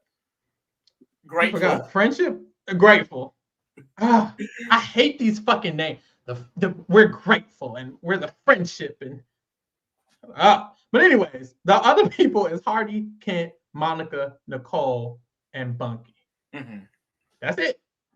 So he says, I don't see Krista. I don't see Krista as included in that alliance. He says she's the bottom. She's not a top. But what's interesting is like I was kind of waiting for this side to more see the lines of this side a little more, kind of solidified a little bit more. And he mentions that Nicole is the one who kind of created this name and made this kind of like official in that way, and I kind of like that for Nicole. Kent and Bunky are clearly a duo, and they're in that, so that's cute for them. Hardy's in this and in the Untouchables, which Krista is a part of, so he has Krista on the side. So it's kind of showing them layers. I really like that. So apparently we see Bunky ask Hardy, he says, aren't you concerned about Krista kind of playing both sides? She didn't nom one of the Chilltown, wasn't that weird? And Hardy was basically like, no, I'm not concerned, actually. Don't find that weird at all, actually. Protecting his girl. So we definitely see like the duo of Bunky and Kent are the main ones pushing this. What's Krista doing? Because, he said in the Tops Alliance is him, Bunky, Hardy, Nicole, and Monica. Monica don't give a damn. Hardy is also in the Untouchables with Monica and Krista. Now, I do feel like Nicole feels some type of way, which comes up again. But yeah, it's definitely Bunky and Kent trying to push this. And this girl, like, Krista girl, watch her back. Yeah. Hardy's trying to shut it down. Hardy shuts it down. He goes to Kent. He says, I don't need y'all trying to say that, I don't need any rifts that's coming on. Very just forceful and aggressive. Like, don't mention anything else about any rifts because Krista. Because I don't need anything coming up. And Kim was like, she said she's not in the group. What are you talking about? And he was like, did she really? He's like, she literally said she's not in any group and that she's okay with what they're doing and she ain't got no problem with it. And then we see Hardy go talk to Bunky. I'm assuming he was initially going to go talk to Bunky to tell him the same thing he told Kent. But in this conversation, we see Hardy kind of saying, well, I mean, if somebody's saying that they don't got a problem with those people, then, they're guilty by association. And this was the time I was like, damn, I wish I had feeds because I'm wondering, is he just saying that to Bunky because he just talked to Hardy? I mean, he just talked to Kent and knows that Kent don't give a damn and he's going to stand his ground? Or is he saying this because he genuinely feels mad with Krista? Because I don't know. I don't think he's mad at Krista. That's why I'm wondering if he's just telling Bunky what he wants to hear. Because later on, I mean, he's still talking about how he looked and Krista fine. And all that. And he talks about her being fine. And then we also know at the end of the week when he talks to Julie that he calls her still one of his closest allies. Yep. So it's very clear that Hardy is in this position of basically playing the middle. Like he's set up in the middle between the Untouchables and the Tops. And he's just riding that right now. It's like I don't know if it's intentional that he wants to stay in the middle. Like that's definitely a strategy that newer age contestants have. Mm-hmm. But he's definitely in the middle of these two groups, and he's trying to make sure that there's not any drama going on between them until they get out the rest of Chilltown. Yeah, a very common helps him because he is in the center of that group. If everyone in Chilltown goes and it's left with the other people's and the Untouchables, how is he not sitting in final two? He's good. That's a very common strategy for his archetype. They tend to get invited into multiple alliances and then sit there. They can just ride him. Tyler, Cody, like very. There's a minority form. He wants to take all of them out. He wants to book on them. That's very Cody Calafiore BB22 strategy. Yeah, it really is. Garrett, you know. Yep. So then we have dinner. Nicole had cooked this dinner, and at dinner, Bunky ends up doing a prayer. And while he's doing the prayer, Chilltown is like snickering, laughing, snickering, and giggling. Loud as fuck at that. It's like they do this to themselves. Maybe it was one of those uncontrollable laughs. Like you wasn't. I will say, Bunky was given. He was emotional. Okay, like he was talking directly to God. Okay, like he was quivering. But that's how you gotta talk to God with emotion, some feeling, some quiver in your voice. Oh, literally, I would have laughed too. Literally, I'm sorry. I was literally thinking I would hate to have been in this house because even at the speech at the end, when Shannon's giving her or the Monday meeting, I remember they were giggling, and I was like, I would have giggled too. I know for a fact I would have laughed in their face because it's just hard not to laugh when shit is going down. I don't know. But Monica calls them out. She's like, y'all was snickering during his prayer. Like she was sick of it. She was like, not y'all laughing during his prayer because Monica don't play being disrespectful. Period. And I love that for her. So she snips that in the bud. And then Kent is like, ooh, we need to, or let me make this plate for Hardy because he's outside. He's not sitting at the dinner table. Which I too will be making a plate for my man. I wouldn't. I'm with Shannon. Shannon's like, has Hardy ever shown that type of consideration for anybody else? Has Hardy ever brought anybody else a plate? Shannon is so hilarious for this because she is not letting it go. Anytime she get a chance to mention the shit, she's gonna bring it up. Period. She's just like me though, for real. Because I would do the same thing. If I'm beefing with you, I'm gonna be beefing with you until the end of Final Jam. Forever. So, like, Kent's like, just give it a break, Shannon. I don't ever see you giving it a break, Kent. Your mouth runs all day long. Even at night, I catch you whispering like she got in his ass. Like, focused on Hardy. And as soon as Kent says something, she redirected their energy real quick. It's like when you're mad and somebody starts talking, and it's like, hey, you shut up. Because I wasn't even talking to you. Look, I'm talking to you. What they all say? F you, bitch. You bitch. Because I wasn't even talking to you. I wasn't even talking to you. But now I can talk to you. Boom. This is when we get the mandatory weekly meeting on Monday. Hardy asks the group, is there any interpersonal issues that anybody feels like they're having? And Krista says, and this is what makes me feel like Hardy told Krista, or somebody told Krista that, or well, we already knew Krista. Had to have been Hardy, I feel. We already knew Krista knew because Krista, because Hardy was like, hey, stop saying stuff because Krista's getting mad. So we knew Krista knew, but Krista knows people got her name in her mouth. She says, if anybody has a problem with me, I just would like you to say it to my face. And then we see Monica back it up and say the same thing. So it makes me think like Untouchables had a meeting. Hardy let them know what the tea was. And they said, put it on the floor. Krista said, put it on the floor. And Monica said, times 2. Again. But nobody said anything. Nobody said anything here. Of course, Bunky didn't. I didn't think Bunky would. Maybe of course, Bunky wouldn't. But he did. Now, Kent, I'm surprised Kent ain't said nothing because Kent ain't afraid to call the bitch out. Yeah. He wants to address the toothbrush situation because he says so messy of Kent. I ain't got shit to do with you. It's not the toothbrush, nothing like that. He just wanted to be messy.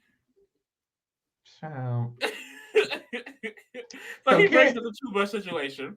Mm-hmm. And basically he's asking, well, Shannon, what was that? And Shannon was like, I mean, I bought him a new one. I don't know what y'all want me to say. Like, what else is more for me? And Hardy's like, no, I would like to hear about it too. I would like to hear more about it too, because previously you denied it. So what's now? And Shannon was like, look, any problems I ever have for anybody, I told them to their face. I put it on the floor. It is what it is. And what she does not always do, but okay. She doesn't. She definitely lied. But Hardy was like, I mean, will you destroy my personal property? So do you think that was necessary to do? And how about you a new one? How about you new one? And Hardy's like, that's not the fucking point. And here she go. Oh well, too bad, so sad. It's like, I'm sorry. It's giving stepmother, perhaps evil stepmother, evil godmother. I don't know. Evil stepmother. But this is Hardy gets mad. He calls her a 2-year-old, and Kim was like, "Well, was it intentional for you to do that to the thing?" And she's like, "Well, yes. Are you that stupid? Obvious. You think I accidentally scrubbed his breast on the toilet? It wasn't an accident. Obvious." Like, why is she clocking them left Oh my and right? God. And she's just like, "Well, look, Hardy, I'm leaving on Thursday. Yep. I got all the votes. I know it, and you will be dealt with at a later time." And Hardy says, "You're gonna deal? You mean inside of the house or outside of the house? What do you mean dealt with?" What? And Shannon was like, "What? Like, literally, are you threatening me? Like, or what are you gonna do?" She was getting confused. He was claiming she was threatening him. But my thing is, I feel like Hardy just takes everything just left field. Everything don't gotta be left field. Like, I don't know. She did scrub your toothbrush thing though. Maybe because he a club bouncer, so he just used to being what you said. Ooh, you know, like, Scar, save that for the bedroom. It's weird because I think because he wants to be this bigger person, it hinders him from saying what he really means. Because thinking about it, if somebody scrubbed my toothbrush in the toilet, it would have been a fucking problem. But he keeps trying to be like, "Well, you lied about it, and you're a liar, and you said," and it's like, fuck all of that. She cares about lying? Like, why are you trying to call her out about lying? She doesn't care about lying. Give a fuck. That's the thing. She doesn't give a fuck. If you're mad, just be like, "Why the fuck did you like be mad?" Instead of trying to be this bigger person and you did this, and America's gonna be looking at you crazy. And I can't believe you lied about it, girl. Who gives a fuck? Yeah. Just be angry. I feel like Hardy should just be like, Hardy should just have a diary room and be like, "Shannon, bitch ass, rub my toothbrush on the toilet. It's fuck her from here on. She's going home." But instead, he wants to be, "Well, Shannon lies, and she just." I don't know. I just feel like me as a person, I would never do something like that. Who gives a fuck what you would do? Yeah. And he kind of gives that in this meeting because he literally apologizes to her for misinterpreting. Even if I misinterpreted her, girl, it's still fuck you. You use my toothbrush to brush the toilet. It's fuck you. What is like apologizing all day? Like she would have been like, "Are you threatening me?" And I would have been like, "Well, I don't know because." Look, are you threatening me? You're trying to threaten my life when you put my toothbrush in the motherfucking toilet, is what I thought. So I've been on defense mode ever since, Shannon. Wait, it definitely would have gave Stassi and Shelly and BGC7. I'm gonna give you one more time to tell me who fucked with my toothbrush, Shannon. Who fucked with my toothbrush? The fuck? And then you know what kills me is like, I'm not saying Hardy a weak ass, but for me, y'all not gonna be snickering in the corner, Will and Mike. So I would have quick. And then Mike tried to pipe up. Didn't Mike say some shit like, "I mean, don't act like y'all, it's not personal," because obviously person. I would be like, "Mike, I'm not even talking to you." Well, I don't think that was him trying to buck up. I think he was trying to like, because he was trying to say like, "Oh, well, of course, like Hardy is upset because you use my toothbrush, and of course Shannon is upset." Like he was basically trying to like calm down the situation, trying to be. And I would have calmed it up because Hardy was talking. Mediator. Oh, okay. So you still would have called him out regardless. No, I just feel like Hardy was angry and he was trying to pretend he wasn't angry, and it's like, it's okay to be angry. I promise, it's okay. Thank you. And I think that's what Mike was saying. That's also what Mike was saying too, because later on Shannon says, "You keep trying to say it's not personal. It's not personal. It is. You don't like me." That's what Mike said. He said, "You don't like her. She doesn't like you." It is personal. It makes sense. Like, and it's like he's trying to make it not personal so he can be the bigger person. I'm not going to take things personal. Yes, you are. You're hurt. You're mad. It's okay to be mad. Niggas don't want to be mad so bad nowadays. What's going on nowadays? Back in the day.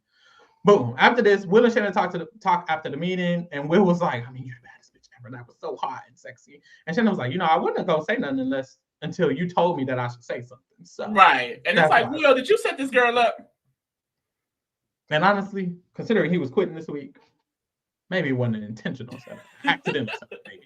But I don't know. I just feel like I find it so hilarious that every time Shannon is like having an outburst, where's Will? Yeah. Will is quiet as a church mouse, not saying shit, even whispering, "You're the baddest bitch in this house." Yeah. No, just Will. He's staying over there while she's in the ring. The people who give the people the water after they're doing the boxing match. Right. Shannon is boxing and he's giving her the water in the corner. Silence. After this, Hardy cries. Boo.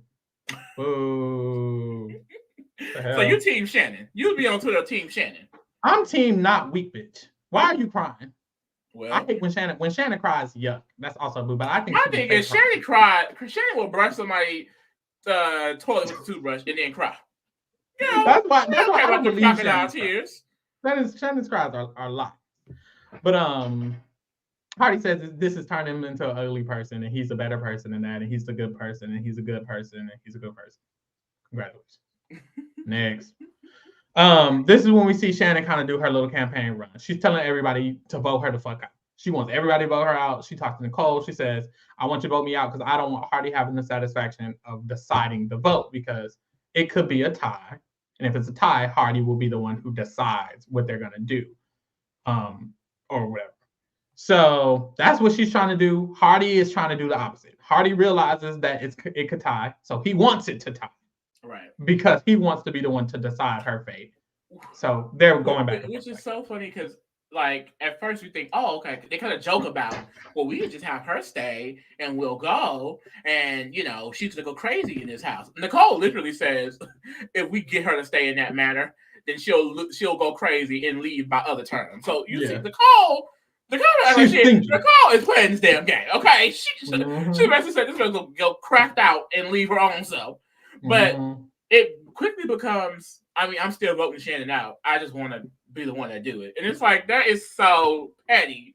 But I get it, girl. I get it. I kind of love the petty. I'm here for a little pettiness. I'm not going to lie. I'm here for a little bit. Just a little bit. So I kind of like it. So Hardy goes around and he starts telling people he wants to come out to 3-3. He tells Nicole this. And then he grabs Monica to try to make the plan because he wants Monica, Bunky, and Kent to be the ones to vote for Will to go. So that way it could be the 3-3. So he asked Monica, and Monica, at first, she's like, well, let me think about it. And then she comes back and she's like, you know what? Will's talking to me anyways. So I think I'm okay with that. So at this point, it's given people are kind of okay with the plan and they don't really give a fuck. You know, like you're doing what you want to do. You want to make somebody mad at you, make somebody mad at you. I don't know. He puts his plan to Kent.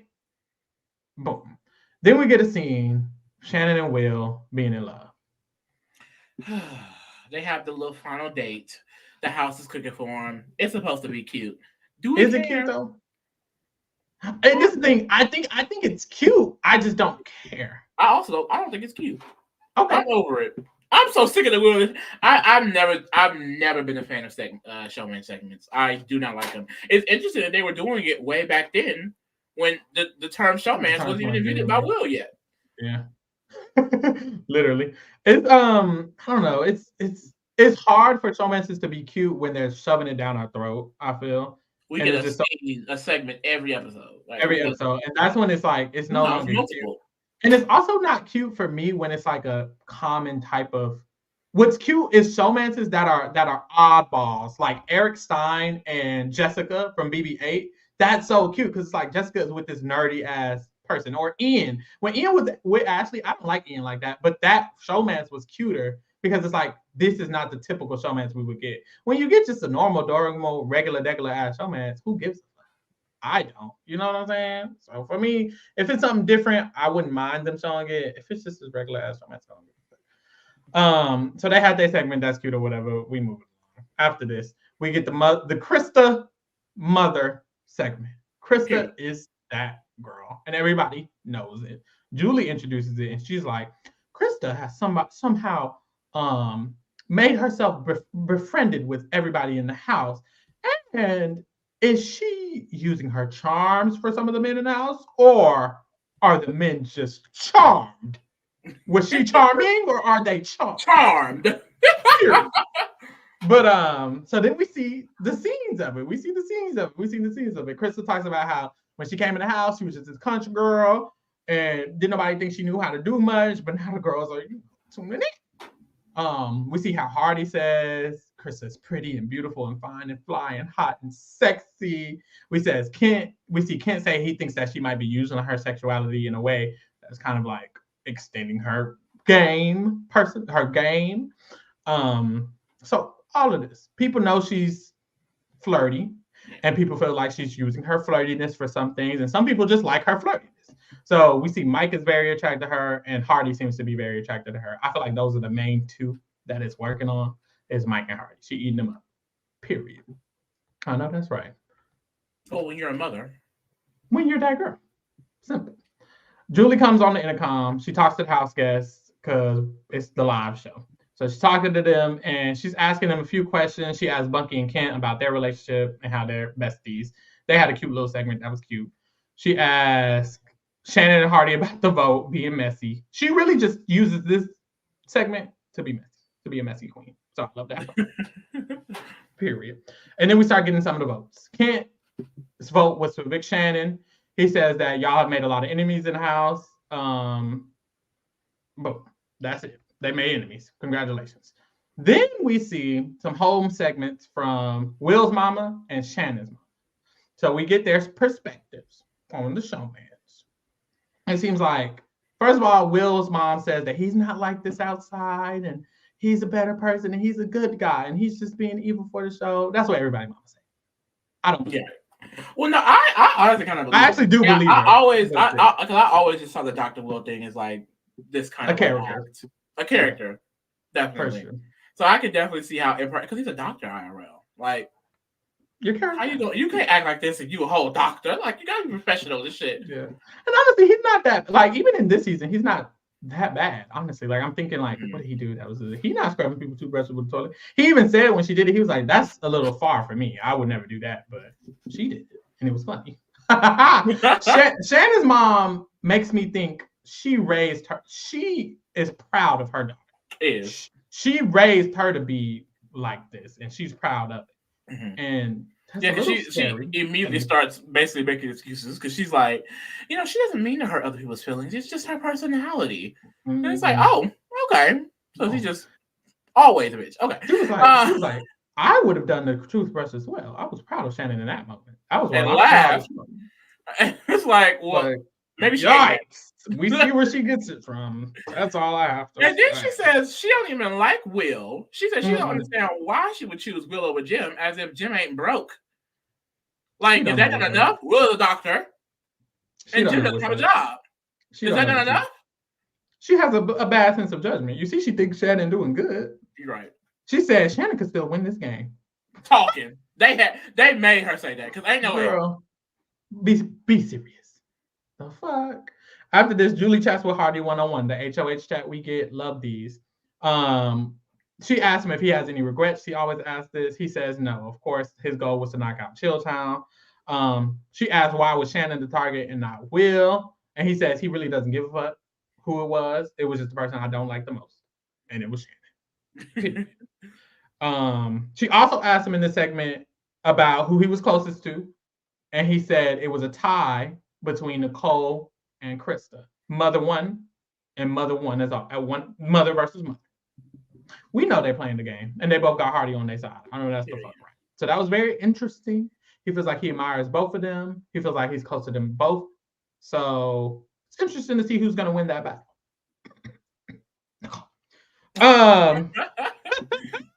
Then Julie reads the votes. Shannon's evicted 6-0.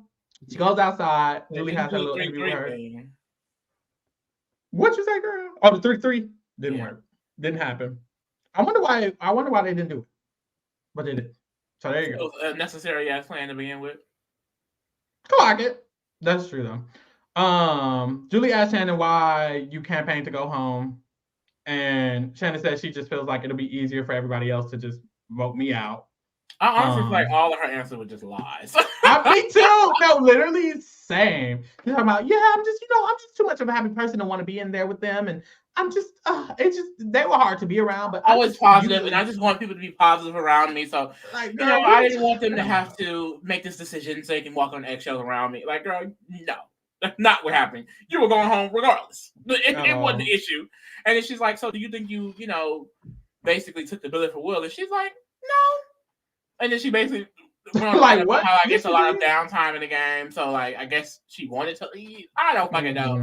Like, and then she asked about the toothbrush, and she's like, well, when you're bored as a kid, and when I was in military school, like we just did stupid stuff. Like what? Girl, She was just talking in this interview, and that's the motherfucking issue.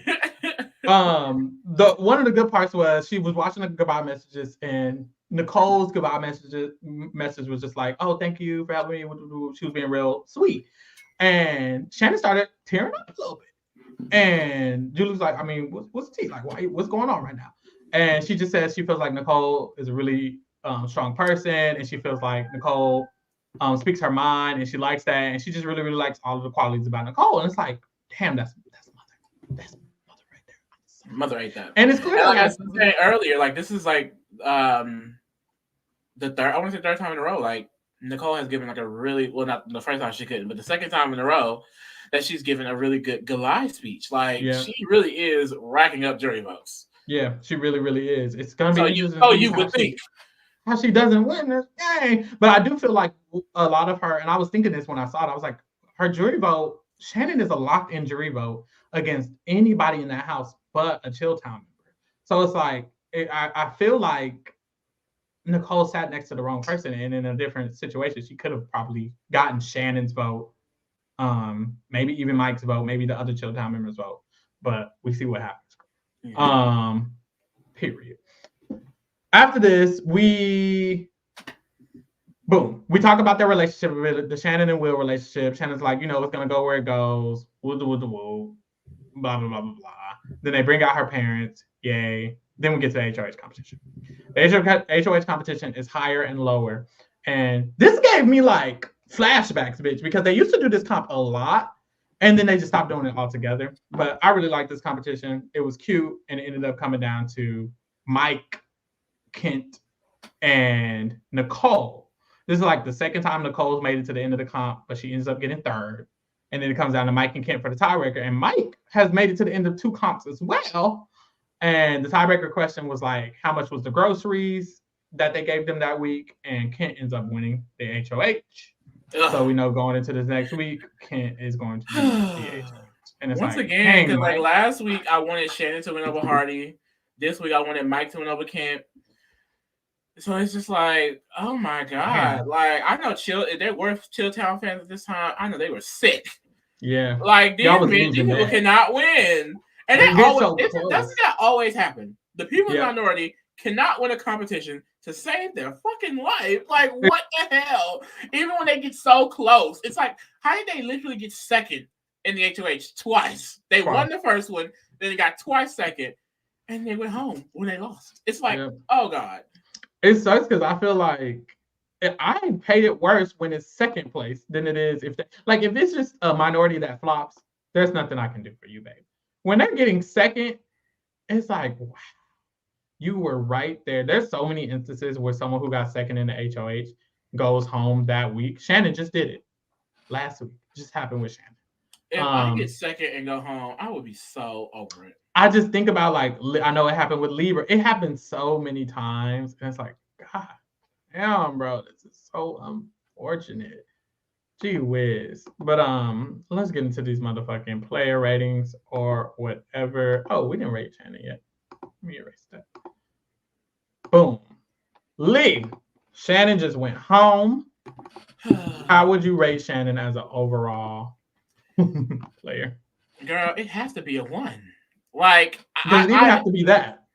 I respect her going down swinging, no holds bar, pissing everybody off in her wrath, but it's just not smart. Like, even for BB2, it's not smart. I guess she didn't want to be smart. Like, she definitely was throwing in the towel to make sure Will stays. But that's even worse. That's even worse. You want to go home? I just feel like she had very, very little social skills. Even like with the people who she was able to bond with, it just seems like this is just like them having fun. And if they weren't just having fun, they probably wouldn't even bond with her either, I feel. It's just, you don't have good social skills. You can't make friends. People don't like you naturally. That's all bad. Then you can't even fake it. You're not even good at being fake. That's really bad. You're not strategic. That's really bad. And then when you're nominated, you want to go home. That's not good either. You scrub people's toilet, toothbrush in the toilet. That's never going to be good for you. The only good thing I could say is that she got second in an HOH competition, which means in a season where there's vetoes or something, that's cute. But that's not even the season, so it doesn't matter. She could have won an HOH. So that's her only one good thing. I'll give her a 0.5 for that. You maybe are good at comps. Other than that, she doesn't have anything on for her. Sorry to that lady. Not sorry to that lady. Last thing we rated Will lowest last week, just like the week before. So we're gonna have to rate Will first. And for me, this week didn't change my mind about Will. I gave Will a 1 the first time. I gave him a 2 the second time. And now he hasn't done much. Like this week, he didn't make no deals. He wasn't talking to Nicole. He was just nominated. And when he got nominated, he wanted to quit. He stayed neutral. He wasn't mean like Shannon was. He played his part and was a good pawn. So that's also good. But other than that, he's still in a terrible position. He's very likely able to be nominated. And as of right now, from what we understand, he's still the next target over Mike. People still like Mike more than him from what we're understanding going into this next week. So I'm expecting Will to just go home right after Shannon. So it's going to be interesting to see what actually happens. But based on the way he played, it didn't give anything. Actually, it gave worse because he was nominated this week and he wanted to go home and he didn't really do anything. He kind of just sat here. So I'm going to give him the 1.5. Yeah, I'll definitely, based on everything you said, bring him back down to the 2. What we consistently see him doing is making these small, minute, just like social strides, especially with Nicole. I'm pretty sure it's going to go somewhere. I feel like in general, though, like definitely, if we didn't know that he already won the season, like those wouldn't mean much. Like if we were just judging off what we've seen, like the only reason why those mean so much is because we know where it ends up.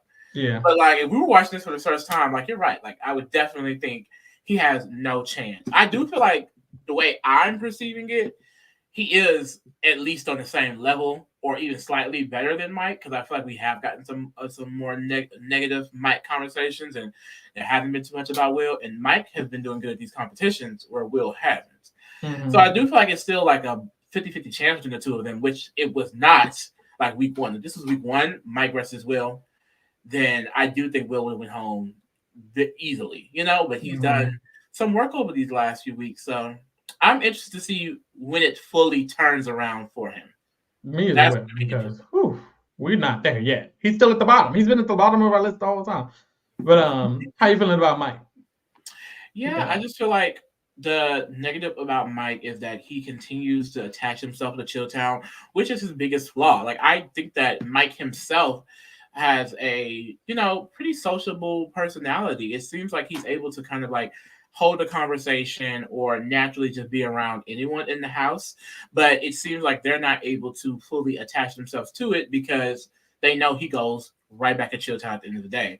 Like even this week, kind of declining the deal and then trying to come back with this, well, protect my 2 friends. Maybe you can even nominate me. And it's like, what? No, at all. Like, take the deal, protect yourself. Like, don't go down with the ship. Point blank, period. Like, if you want to HOH, of course, you don't target them, but you can't stop the house from going after them. So instead of like trying to, get his connections in good with other people, we just sort of see him trying to protect Will and Shannon. And it's just like, that isn't good at all. We end this week with a Kent HOH. So, I pretty much assume it's going to be Mike and Will on the block. And, even without considering what happens, he still just keeps falling lower and lower on the totem pole to where he was in a position to where he was not, I feel like, on the same level of hatred as Will and Shannon, and now he is. And, he's not doing anything to fix that. So I'm going to give him the 2 as well. Yeah, I feel like I agree. I feel like what I like from Mike is I do like that he's like, I guess, trying to. I feel like I've seen more instances of him try to be strategic or at least try to do something. If you're going to be on the ship of Chilltown, at least try.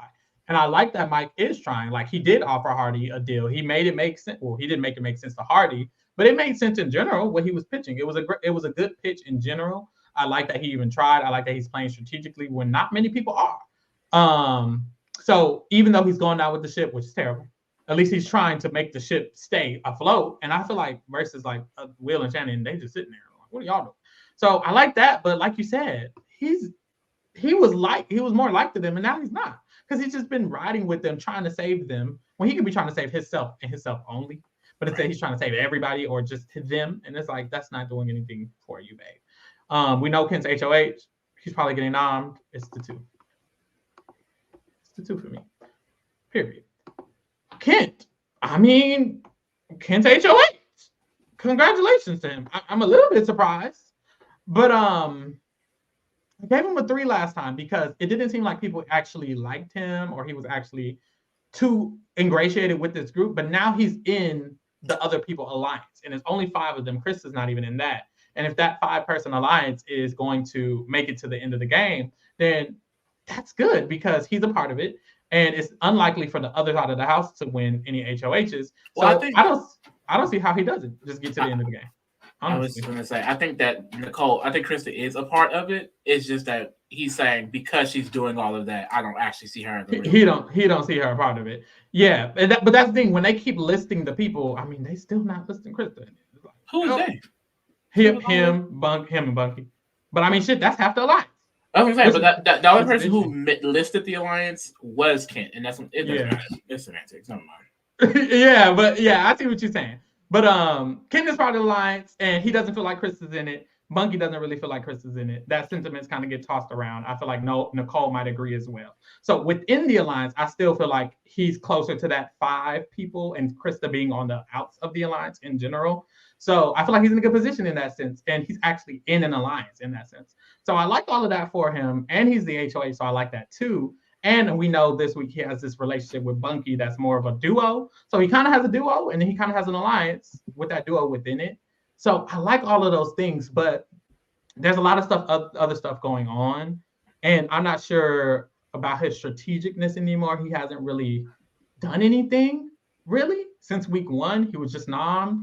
And he hasn't really done anything other than that, but he's HOH. And I mean, I just feel neutral of it, really. So I think I'll just give him a 5, actually. I just feel neutral. Don't think people hate him no more. That's good. Yeah. I mean, with him winning the HOH, he's going to make a move that the house pretty much agrees with. So I feel like when I'm judging his game, I'm kind of just going based off of the other people alliance. And I feel like, we have this kind of split with the Untouchables that Hardy is loyal to. And then Hardy also mentions this loyalty to Nicole. We really don't know like which side of that split that Nicole is on.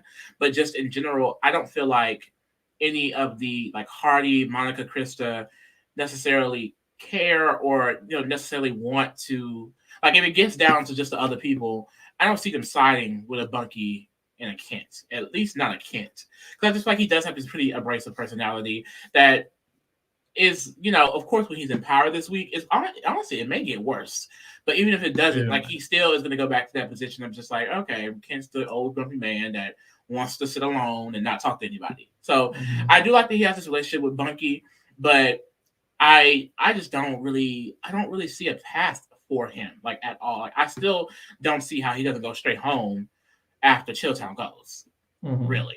So I'm gonna say it's a 4. I do feel slightly better about him, like the positioning, knowing that he's in a solidified alliance, but I just don't think that he's, fully safe. Because, like, okay, Michael will go home this week. Then who gets nominated next to the other one? Ken is right there, and who will be sitting unless he wins the HOH. I mean, I guess he can win comps, or maybe Bunky. But he's getting out one of them this week. So next week, true. Then what? Yeah, unless Bunky wins it, somebody got to sit next to them. That's true. Or unless they want it to be Krista, because Krista's in association. Or if it's Nicole, like if it's Nicole who wins it, that's the only person who would do that because Krista's with Untouchables. So, girl, he don't got many options, really. That's T. And it's dwindling down. It's already top 8. 1, 2, 3, 4, 5, 6. Already top 8. Like, girl, the numbers is gone. You're gonna have to sit on the block. So that's T. How you feeling about Bunky? Yeah, I just like similar to the critiques I just gave on Kent. It's like I'm not seeing any other just like strong connections. They both, everyone's outcasting Chilltown minus Krista and Nicole. Which I feel like is great on Krista and Nicole, because why would you not have a relationship with people in the minority? And then when we're talking about the majority, it's very clear that him and Kent believe they have Hardy. Hardy does not express that he's loyal to them in any way.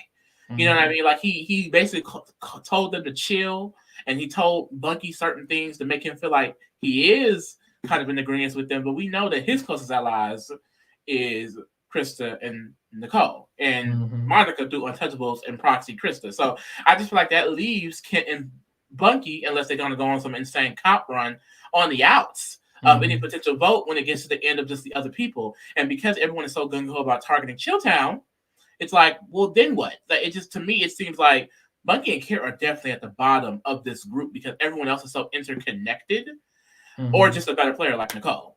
So I do feel like Nicole, she's in a position to where if she chooses Bunky and Kent, or just doesn't target Bunky and Kent and targets people in Untouchables, then that does help Bunky and Kent out a little bit more. But you know, there is no like agreement there. Like I would love if they have like an alliance with Nicole, like a separate alliance. I will say I think Nicole is closest to Hardy and Bunky. If I had to assume who she's closest to, she's been close to Bunky a lot more than anybody else other than Hardy. So I will say that for him as well. But just in general, I feel like he has a pretty neutral, a neutral place in the game. I feel like if he is nominated, it's next to Kent, and that's pretty good because I think Kent will just go home. I don't know where he goes after that, but right now it's still pretty early. You know, he technically has the 2 buffers, kind of even 3, with Kent still being there. So I'm gonna give him the 6. Yeah, I agree. You ate that up. I feel like what I will say from what we noticed this week, in the conversation with Mike and Hardy, when Mike is pitching target someone more liked, what it told me, he mentioned Bunky, and what it told me is that Bunky is liked. I think I think everyone likes Bunky. Right. So social game wise, I think Bunky has one of the better ones to the point where he probably stays against a lot of people sitting on the block. But when it comes to these people who are actually in alliances, like the Untouchables, it's like, baby, they're actually in alliances. And Nicole is just a better player. So like you were saying, it's like, ooh, I feel like he needs to have more outs. I do feel like his relationships with Nicole is going to be helpful. And I feel like his relationship with Kent is potentially helpful because he actually has 2 ways to go, whereas Kent really just has Bunky. I think Bunky has Nicole in a way, and he has Kent in a way. He has Monica in a way. And he has Monica in a way. So I feel like Bunky's social relationships are just a little bit more there. Also, what I noticed was when Kent and Bunky talked about Krista being shady, Kent just talked about it. Bunky went to Hardy and he said, don't you think this is something we should be scared of? Don't you? He's actively planting seeds to, even if it doesn't work, it could work where Bunky has planted seeds. Because remember, Bunky and Kent are the ones who feel like this right now. But later down the line, if Krista ends up going, I feel like, hypothetically, Bunky is the one pushing the narrative more than anybody else. So I think like gameplay wise, he has a little bit more than a lot of people here. And I like that too. So I think I'll give him the 6.5 just for that little edge he got. But he's still in a neutral position, like you said. Next is Hardy. And for me, Hardy, well, he's not that hard now that I know Kent won HOH. It was a little bit hard before I knew, but Kent won HOH, so I don't think Hardy's going to be touched on the block. And we know that Hardy has a good relationship with Nicole, and he has the Untouchables with Krista and Monica, and he has the other people. So he's probably in the best position in the house. He has literally layers on layers. He has an onion alliance, really. Like Nicole and Krista are his main 2, and then Untouchables is his secondary, and then the other people is his tertiary, like his third part of the alliance. And then on the outside is Chilltown, who is going to be targeted. So it's like he really is the center of an onion structure, and that's super good. And that's usually the result of a literal winner. He is really liked by most of the house, and I feel like because Chilltown is now decimated, who's going to target Hardy? Who's going to win HOH and target him? Even if he's targeted, he can't really go home because Krista and Monica genuinely are with him. Nicole is genuinely with him. Bunky and Kent genuinely think they have him. So Hardy is in a monstrous position, a very, very good position. What I've noticed about Hardy is I feel like he might not be the most strategic, but I still think he's the best positioned. And there's like, I got to find the layer in between that. So I think gave him a 7 last time, and I think I want to go up because I feel better about him now. I think I'll do the 8. I think I'll do the 8 for Hardy. How you feeling? Yeah, no, I agree with the 8. I feel like he is in the best position right now and technically playing the best game. Like, you're right. I don't think if he has that strategic edge, like a Krista or a Nicole, like if he's in trouble, I don't see him being able to socially maneuver his way out of it. But right now, I don't see any way that he goes home at all. And then, like, even if Mike or Will, they're the last remaining Chill Town, if they were to stay and win, they put him up. Who can they put Hardy next to that he goes home? Exactly. Like, if he's next to someone in Untouchable, like if he's next to like Monica, he may not get Krista's vote, but he still gets Nicole, Bunky, Kent. You know what I mean? Or like if he's next to Bunky or Kent, he gets everyone else's vote. So it's like I really don't see a way he goes home right now. Yeah. He's definitely just a quintessential, like, I feel like Cody archetype, someone has said Matt, maybe 25, a little bit of Tyler, just, pretty white man. All American. The girls love him. Quotations. He will be here for a minute. Yeah. But I do like Hardy because at least I don't know the depth of intentionality, but we see him, of course, like lying to Bunky, telling him what he wants to hear, telling Kit what he wants to hear, going back and warning his allies and things like that. So this is the showing of active play. Like he's actively trying to stay in the center of this group. So I like that. That's true. How you feeling about Monica? Monica, I really, really enjoy Monica. A positive, I think, for her game this week is, her ability to still stay good with anyone while being attached to Krista. We saw some negative comments about Krista's game coming from Bunky and Kent, but they don't associate Monica with that at all. They still feel like she is in the other people, which is really good. I feel like we did hear this week, Monica mentioned she doesn't have a good relationship with Will. And I would assume that kind of extends to all of Chilltown, but they're getting decimated, so that's not too big of an issue. But my fear is that, if the remainder stays, Monica still could go up because even Mike has expressed, his issues with Monica. But I also think she's one of the few people in this game where, like, I don't think she goes next to a lot of people. It would have to be a very specific situation, maybe next to a Hardy. Even next, what's interesting? Even next to Hardy, I'm thinking Bunky is a victim, right? Like, and also Kent is very smart. Remember, Kent was like Cheryl got to go because she can win. Ooh, if Hardy's on the block, like Hardy may gotta go. So even next to Hardy, I think she got a chance, but keep going. But and that's the thing. It'll be harder because Hardy has kind of like these a lot of things in place. Relationships in place, and I feel like she has good general connections, but her really only true unbreakable connection I feel like is with Krista, which I don't necessarily think is a negative. It's just I would like her to have more secured safety, but right now her social game is still good enough to where no one is saying her name, no one is mentioning her as a threat, even when her allies are getting clocked for things. So I'm gonna keep it at the 7. Yeah. I agree. I really like her position as well. And I like it more this week is because of the other people being like more formed and more solid. Because now she's one of the few people who have 2 alliances, which is the Untouchables and the other people. So I really, really like that. The thing about Monica's game, it is mostly social. And sometimes I feel like strategy needs to be implemented. And her being in alliances is good because that is like strategic maneuvering. But also, it's like other than that, I'm interested to see like what's her game plan? What's her goal? We kind of know Kent and Bunky want Krista out after Chilltown. We know Hardy has his little onion structure. So with Monica, I'm just wondering like what do you want? Like who do you prioritize? Like who's your next target or anything like that? So I'm interested to see that or like if that can go anywhere because right now it's mostly just social. But she is positioned very well. She does have those 2 alliances. I still like where she's sitting at. I still think it's gonna be a very hard time to get her out of the game. So I'll give her a 7.5 again. The same thing. Ooh, we at the mothers again. Well, Monica's a mother too. But the mothers. Krista is hard because the beginning of the week, she was definitely seeming really good. And then we found out that Kent and Bunky don't really consider her in the other people. They feel like she's on the outskirts. And it seems like if Kent or Bunky win an HOH after Will and Mike are gone, they will target Krista. And that's not necessarily good for her. I feel like the sentiment they're spreading could leak to Nicole, and Nicole could start feeling that. And maybe even Hardy. I just don't necessarily trust Hardy, but Hardy says she's one of his number ones. So I can't even think that right now, but potentially Nicole, Bunky, and Kent might all target her right after Chilltown. So that's my fear. But as of now, she's in the Untouchables. She still is, I think, in the other people, and she has association with them regardless. So that's still good. But mainly the Untouchables, I feel like is the main thing she has.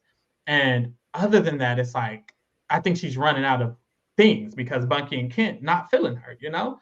So that's what's scaring me. I know she's one of the more strategic people. I think her position is very intentional. I think she's someone who can bounce back and maybe try to recreate something. And on the other side, Mike and Will, one of them's going, but one of them's staying. And that person who stays will still probably prioritize her over everybody else. So that's another positive, but they're dwindling down so much that that positive doesn't even mean anything anymore. She needs to be focused on these people in the majority. And I feel like, has she been? I don't know. Like, where are your connections? They're gone. So I'm feeling less good about her this week. I still think she's smart. I still think she has opportunity, but right now I'm feeling less good. So,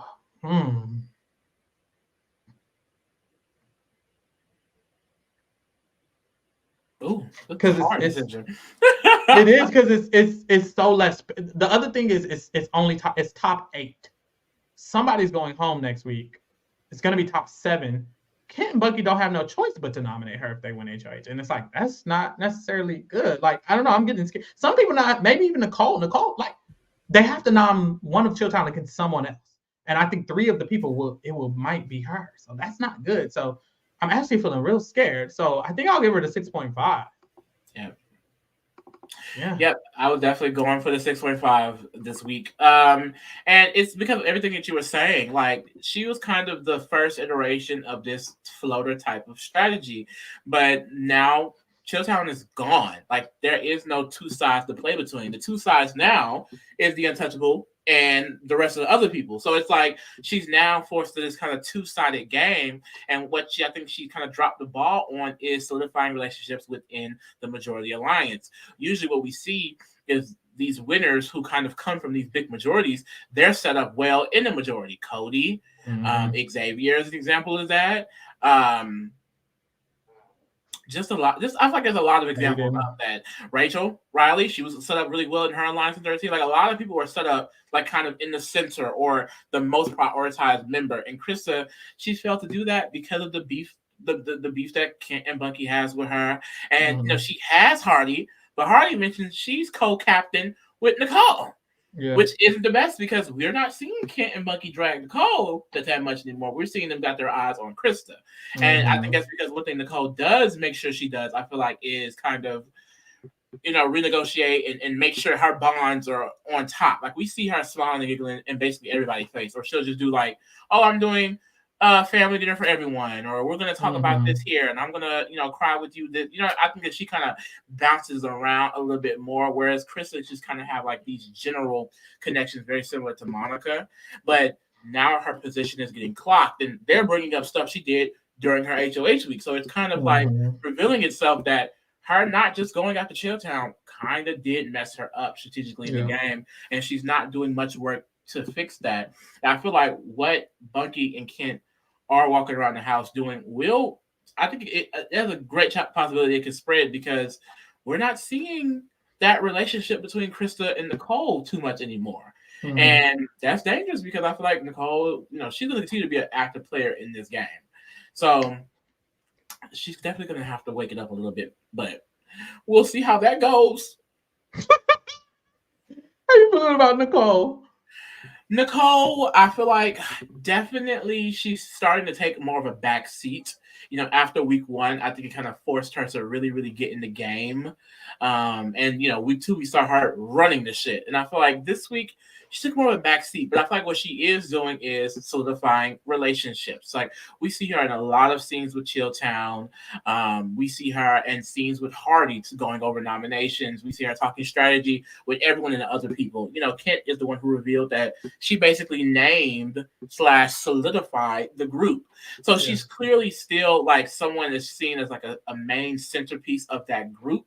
And now when we're trying to like break down these relationships, you have kind of Monica and Krista on one side and Bunky and Kent on another, where Hardy kind of also she's also kind of occupying that middle with Hardy.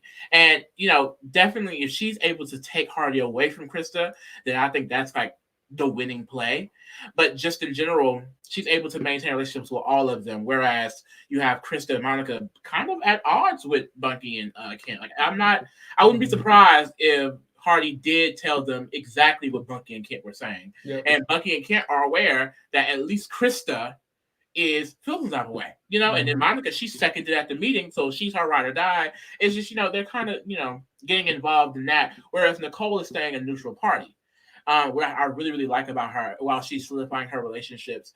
I'm excited to see where she's gonna go in this game because I feel like, she has a lot of options, and I'm wondering which one she's gonna take because. I mean, I just honestly, I was gonna say I wonder which one would be bad for her, but I don't think necessarily. Well, Krista and Monica are better players. I would say the best route is to go with Bunky and Kent. It probably is definitely, and because the Untouchable, she's not in the Untouchables. That's also because of the Untouchables. So, yeah, I feel like with Nicole, I'll go with the 8 with Nicole. Yeah. I feel like it's not in like the safest position as Hardy, but she is technically occupying that middle with Hardy.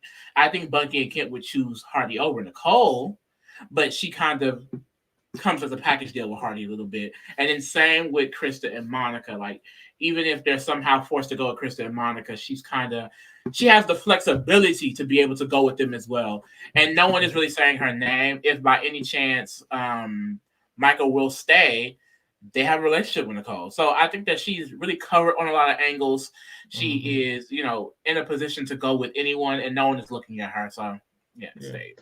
You broke that down real well, because I was going to say very similar thing. Like, I was going to say within the 6-person kind of power structure, I think Kent will be the target for the Monica and the Krista side, and Krista will probably be the first target for the Bunky Kent side, which puts her in the neutral position, basically how you just said with Hardy. It puts her in a safer position, and her being that safe within this big structure is good. Plus, she's safe within the outer structure because, like you said, Chilltown, whoever remains, probably won't target her either because of that work she put in. So I like all of that a lot. And now we found out that Hardy sees her as his number one alongside Krista. So that's really, really good for her. The only thing that's like a sore in her dot is the Untouchables. Yeah. But Kent and Bunky are targeting the main connector of the Untouchables, which is Krista. So it's like, I feel like it kind of PEMDAS for me. For me, that's kind of PEMDAS. Hardy isn't going to target her. And Hardy's not going to target her. And that's the thing. Krista and Monica are forced to target Bunky and Kent. So it's like, she's not in it, but she's in a way the 4th member because they're targeting Bunky and Kent first, most likely. So she's still in a really good position. And I like her position. And something else I thought about that we usually wait till jury to think about is the jury votes. But we can think about it now. And when it comes to the jury votes, Nicole is winning against anybody. She's the only one that's doing jury management. She's the only one who's considering that. And that's something that I wanted to consider because right now, if Nicole sits in final 2 with most people, she probably wins because Autumn and Shannon both love her the most. They left the house loving her the most, other than Shannon's literal showman's Will and her, But Autumn likes her the most, and Shannon loved her second to her alliance.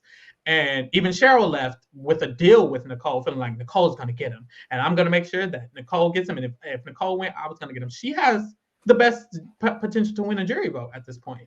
So that also makes me feel really good. But I'll give her the 8. I'll just give her the 8 right now. What is top 8? Jury not too far. I'll just give it an 8. Let's give it an 8. Because I was going to give her a 0.5, mainly because that whole jury part. But I was like, I'll still give her an 8. But yeah, that's still mother. That's my mama. Period. Thank you. Let me put them in order. Or whatever. Another mother convention fail. Oh no, Krista. What you mean? I know Krista not in that top 3. It really did fail. That's sick. Boom. Whoa! Oh, that's the opposite way. I was like, what's going on here? I know that's wrong. Okay. Whew. There you go. Period. Yeah, the mother convention failed because of Hardy. That Hardy, you. God damn. But it still feels very accurate. Girl, Michael Will still at the bottom. Of course. Michael Will is still at the bottom. The whole bottom 4 is the same. The whole bottom five, even Shannon. Michael Will at the bottom, then Kent and Bunky, and then Krista, and then the top three is Monica, then Hardy, then Nicole. Three, which makes sense. I think this is very, very fitting. I think this is a very good explanation. Sucks for Krista because I think Krista's probably a better player than everybody except Nicole. But and I think that also it's the position that she's kind of thrown in. Like I just mentioned earlier, she is the first, I feel like, iteration of this floater type of strategy. And she's the first ever. So I think if she had seasons to know and study Big Brother strategy, she'd be able to rebound better than this, because I do truly believe she's just that smart. But we're seeing her figure out what she's doing as the day goes on. Like even this week, the whole calling them out in the meeting. That's not something a player would do in New Era BB, because we was mentioning earlier in the podcast, like this whole idea of calling people out and showing your real raw emotions when you're being targeted is foreign in New Era BB. That honestly reminds me of Bailey in Big Brother 20 and All Stars. The way she would react to game certain game moves, people thought like, oh, why are you reacting like that? It's the game. Bitch, you put me up. Yeah, I can be upset. I can be sad. Like you have to. I hate when we use that excuse, like, oh, it's the game. It's the game, because at the end of the day, it's a game with real people. Real people have real emotions. It's a social game. Social deals with, you know, your bond with people, how you make them feel emotionally. All of that goes into part. It's not just a game like Monopoly or chess where we have inanimate objects. These are real humans, and you can't tell a real human how to feel and how to act. So that's why it's so foreign in New BB, because people are like, oh, it's the game. Why are you getting upset? Why are you getting mad? And it's like, because people have emotions and they can do that. So it's like, I feel like that move, even calling them out, is like Krista kind of being slightly personal there, but it's like, it's BB2. Like, like it's not that deep yet, really. Yeah. And also I feel like it's a testament to like my theory of the floater strategy being the most difficult to pull off, because I think Krista and Nicole are similar caliber players, like both equally probably good, but you see how their positions are set up, and it's probably because Krista chose the harder strategy.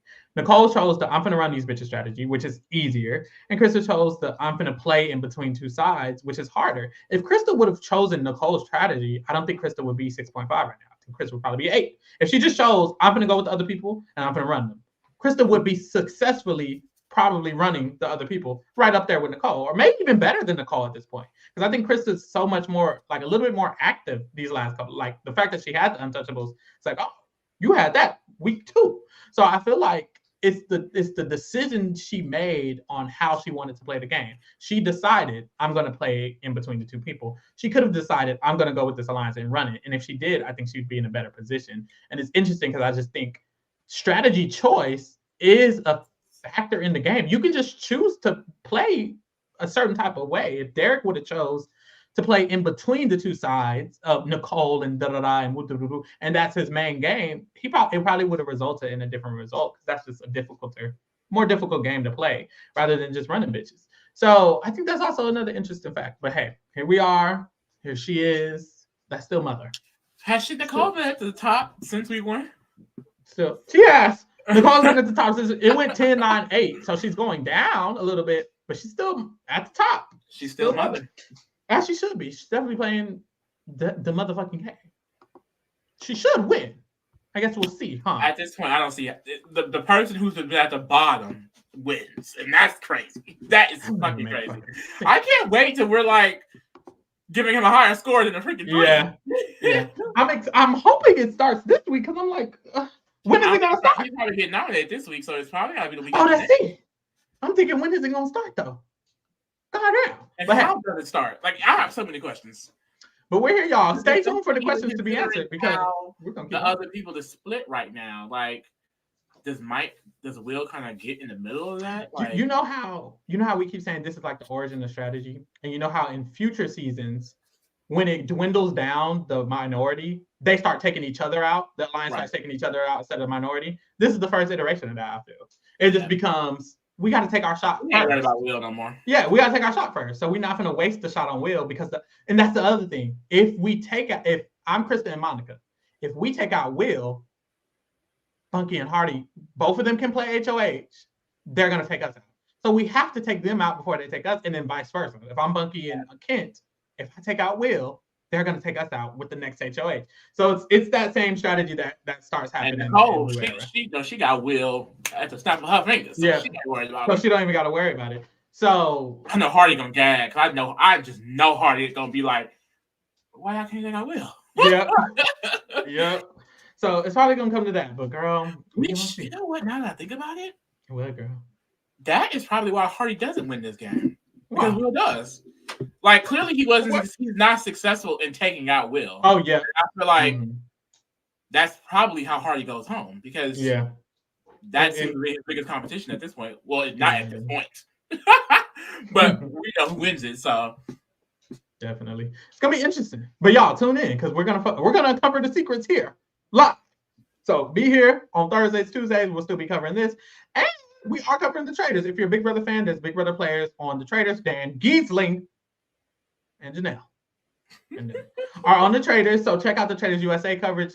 We already did our recap of the cast or our cast reaction, and then we're going to be starting the coverage this Friday when it drops, and then every Thursday after that when it comes on. And we're also doing the Traders UK on Saturdays. So tune in for that as well. And baby, thank you for keeping it real with the kingdom. We out.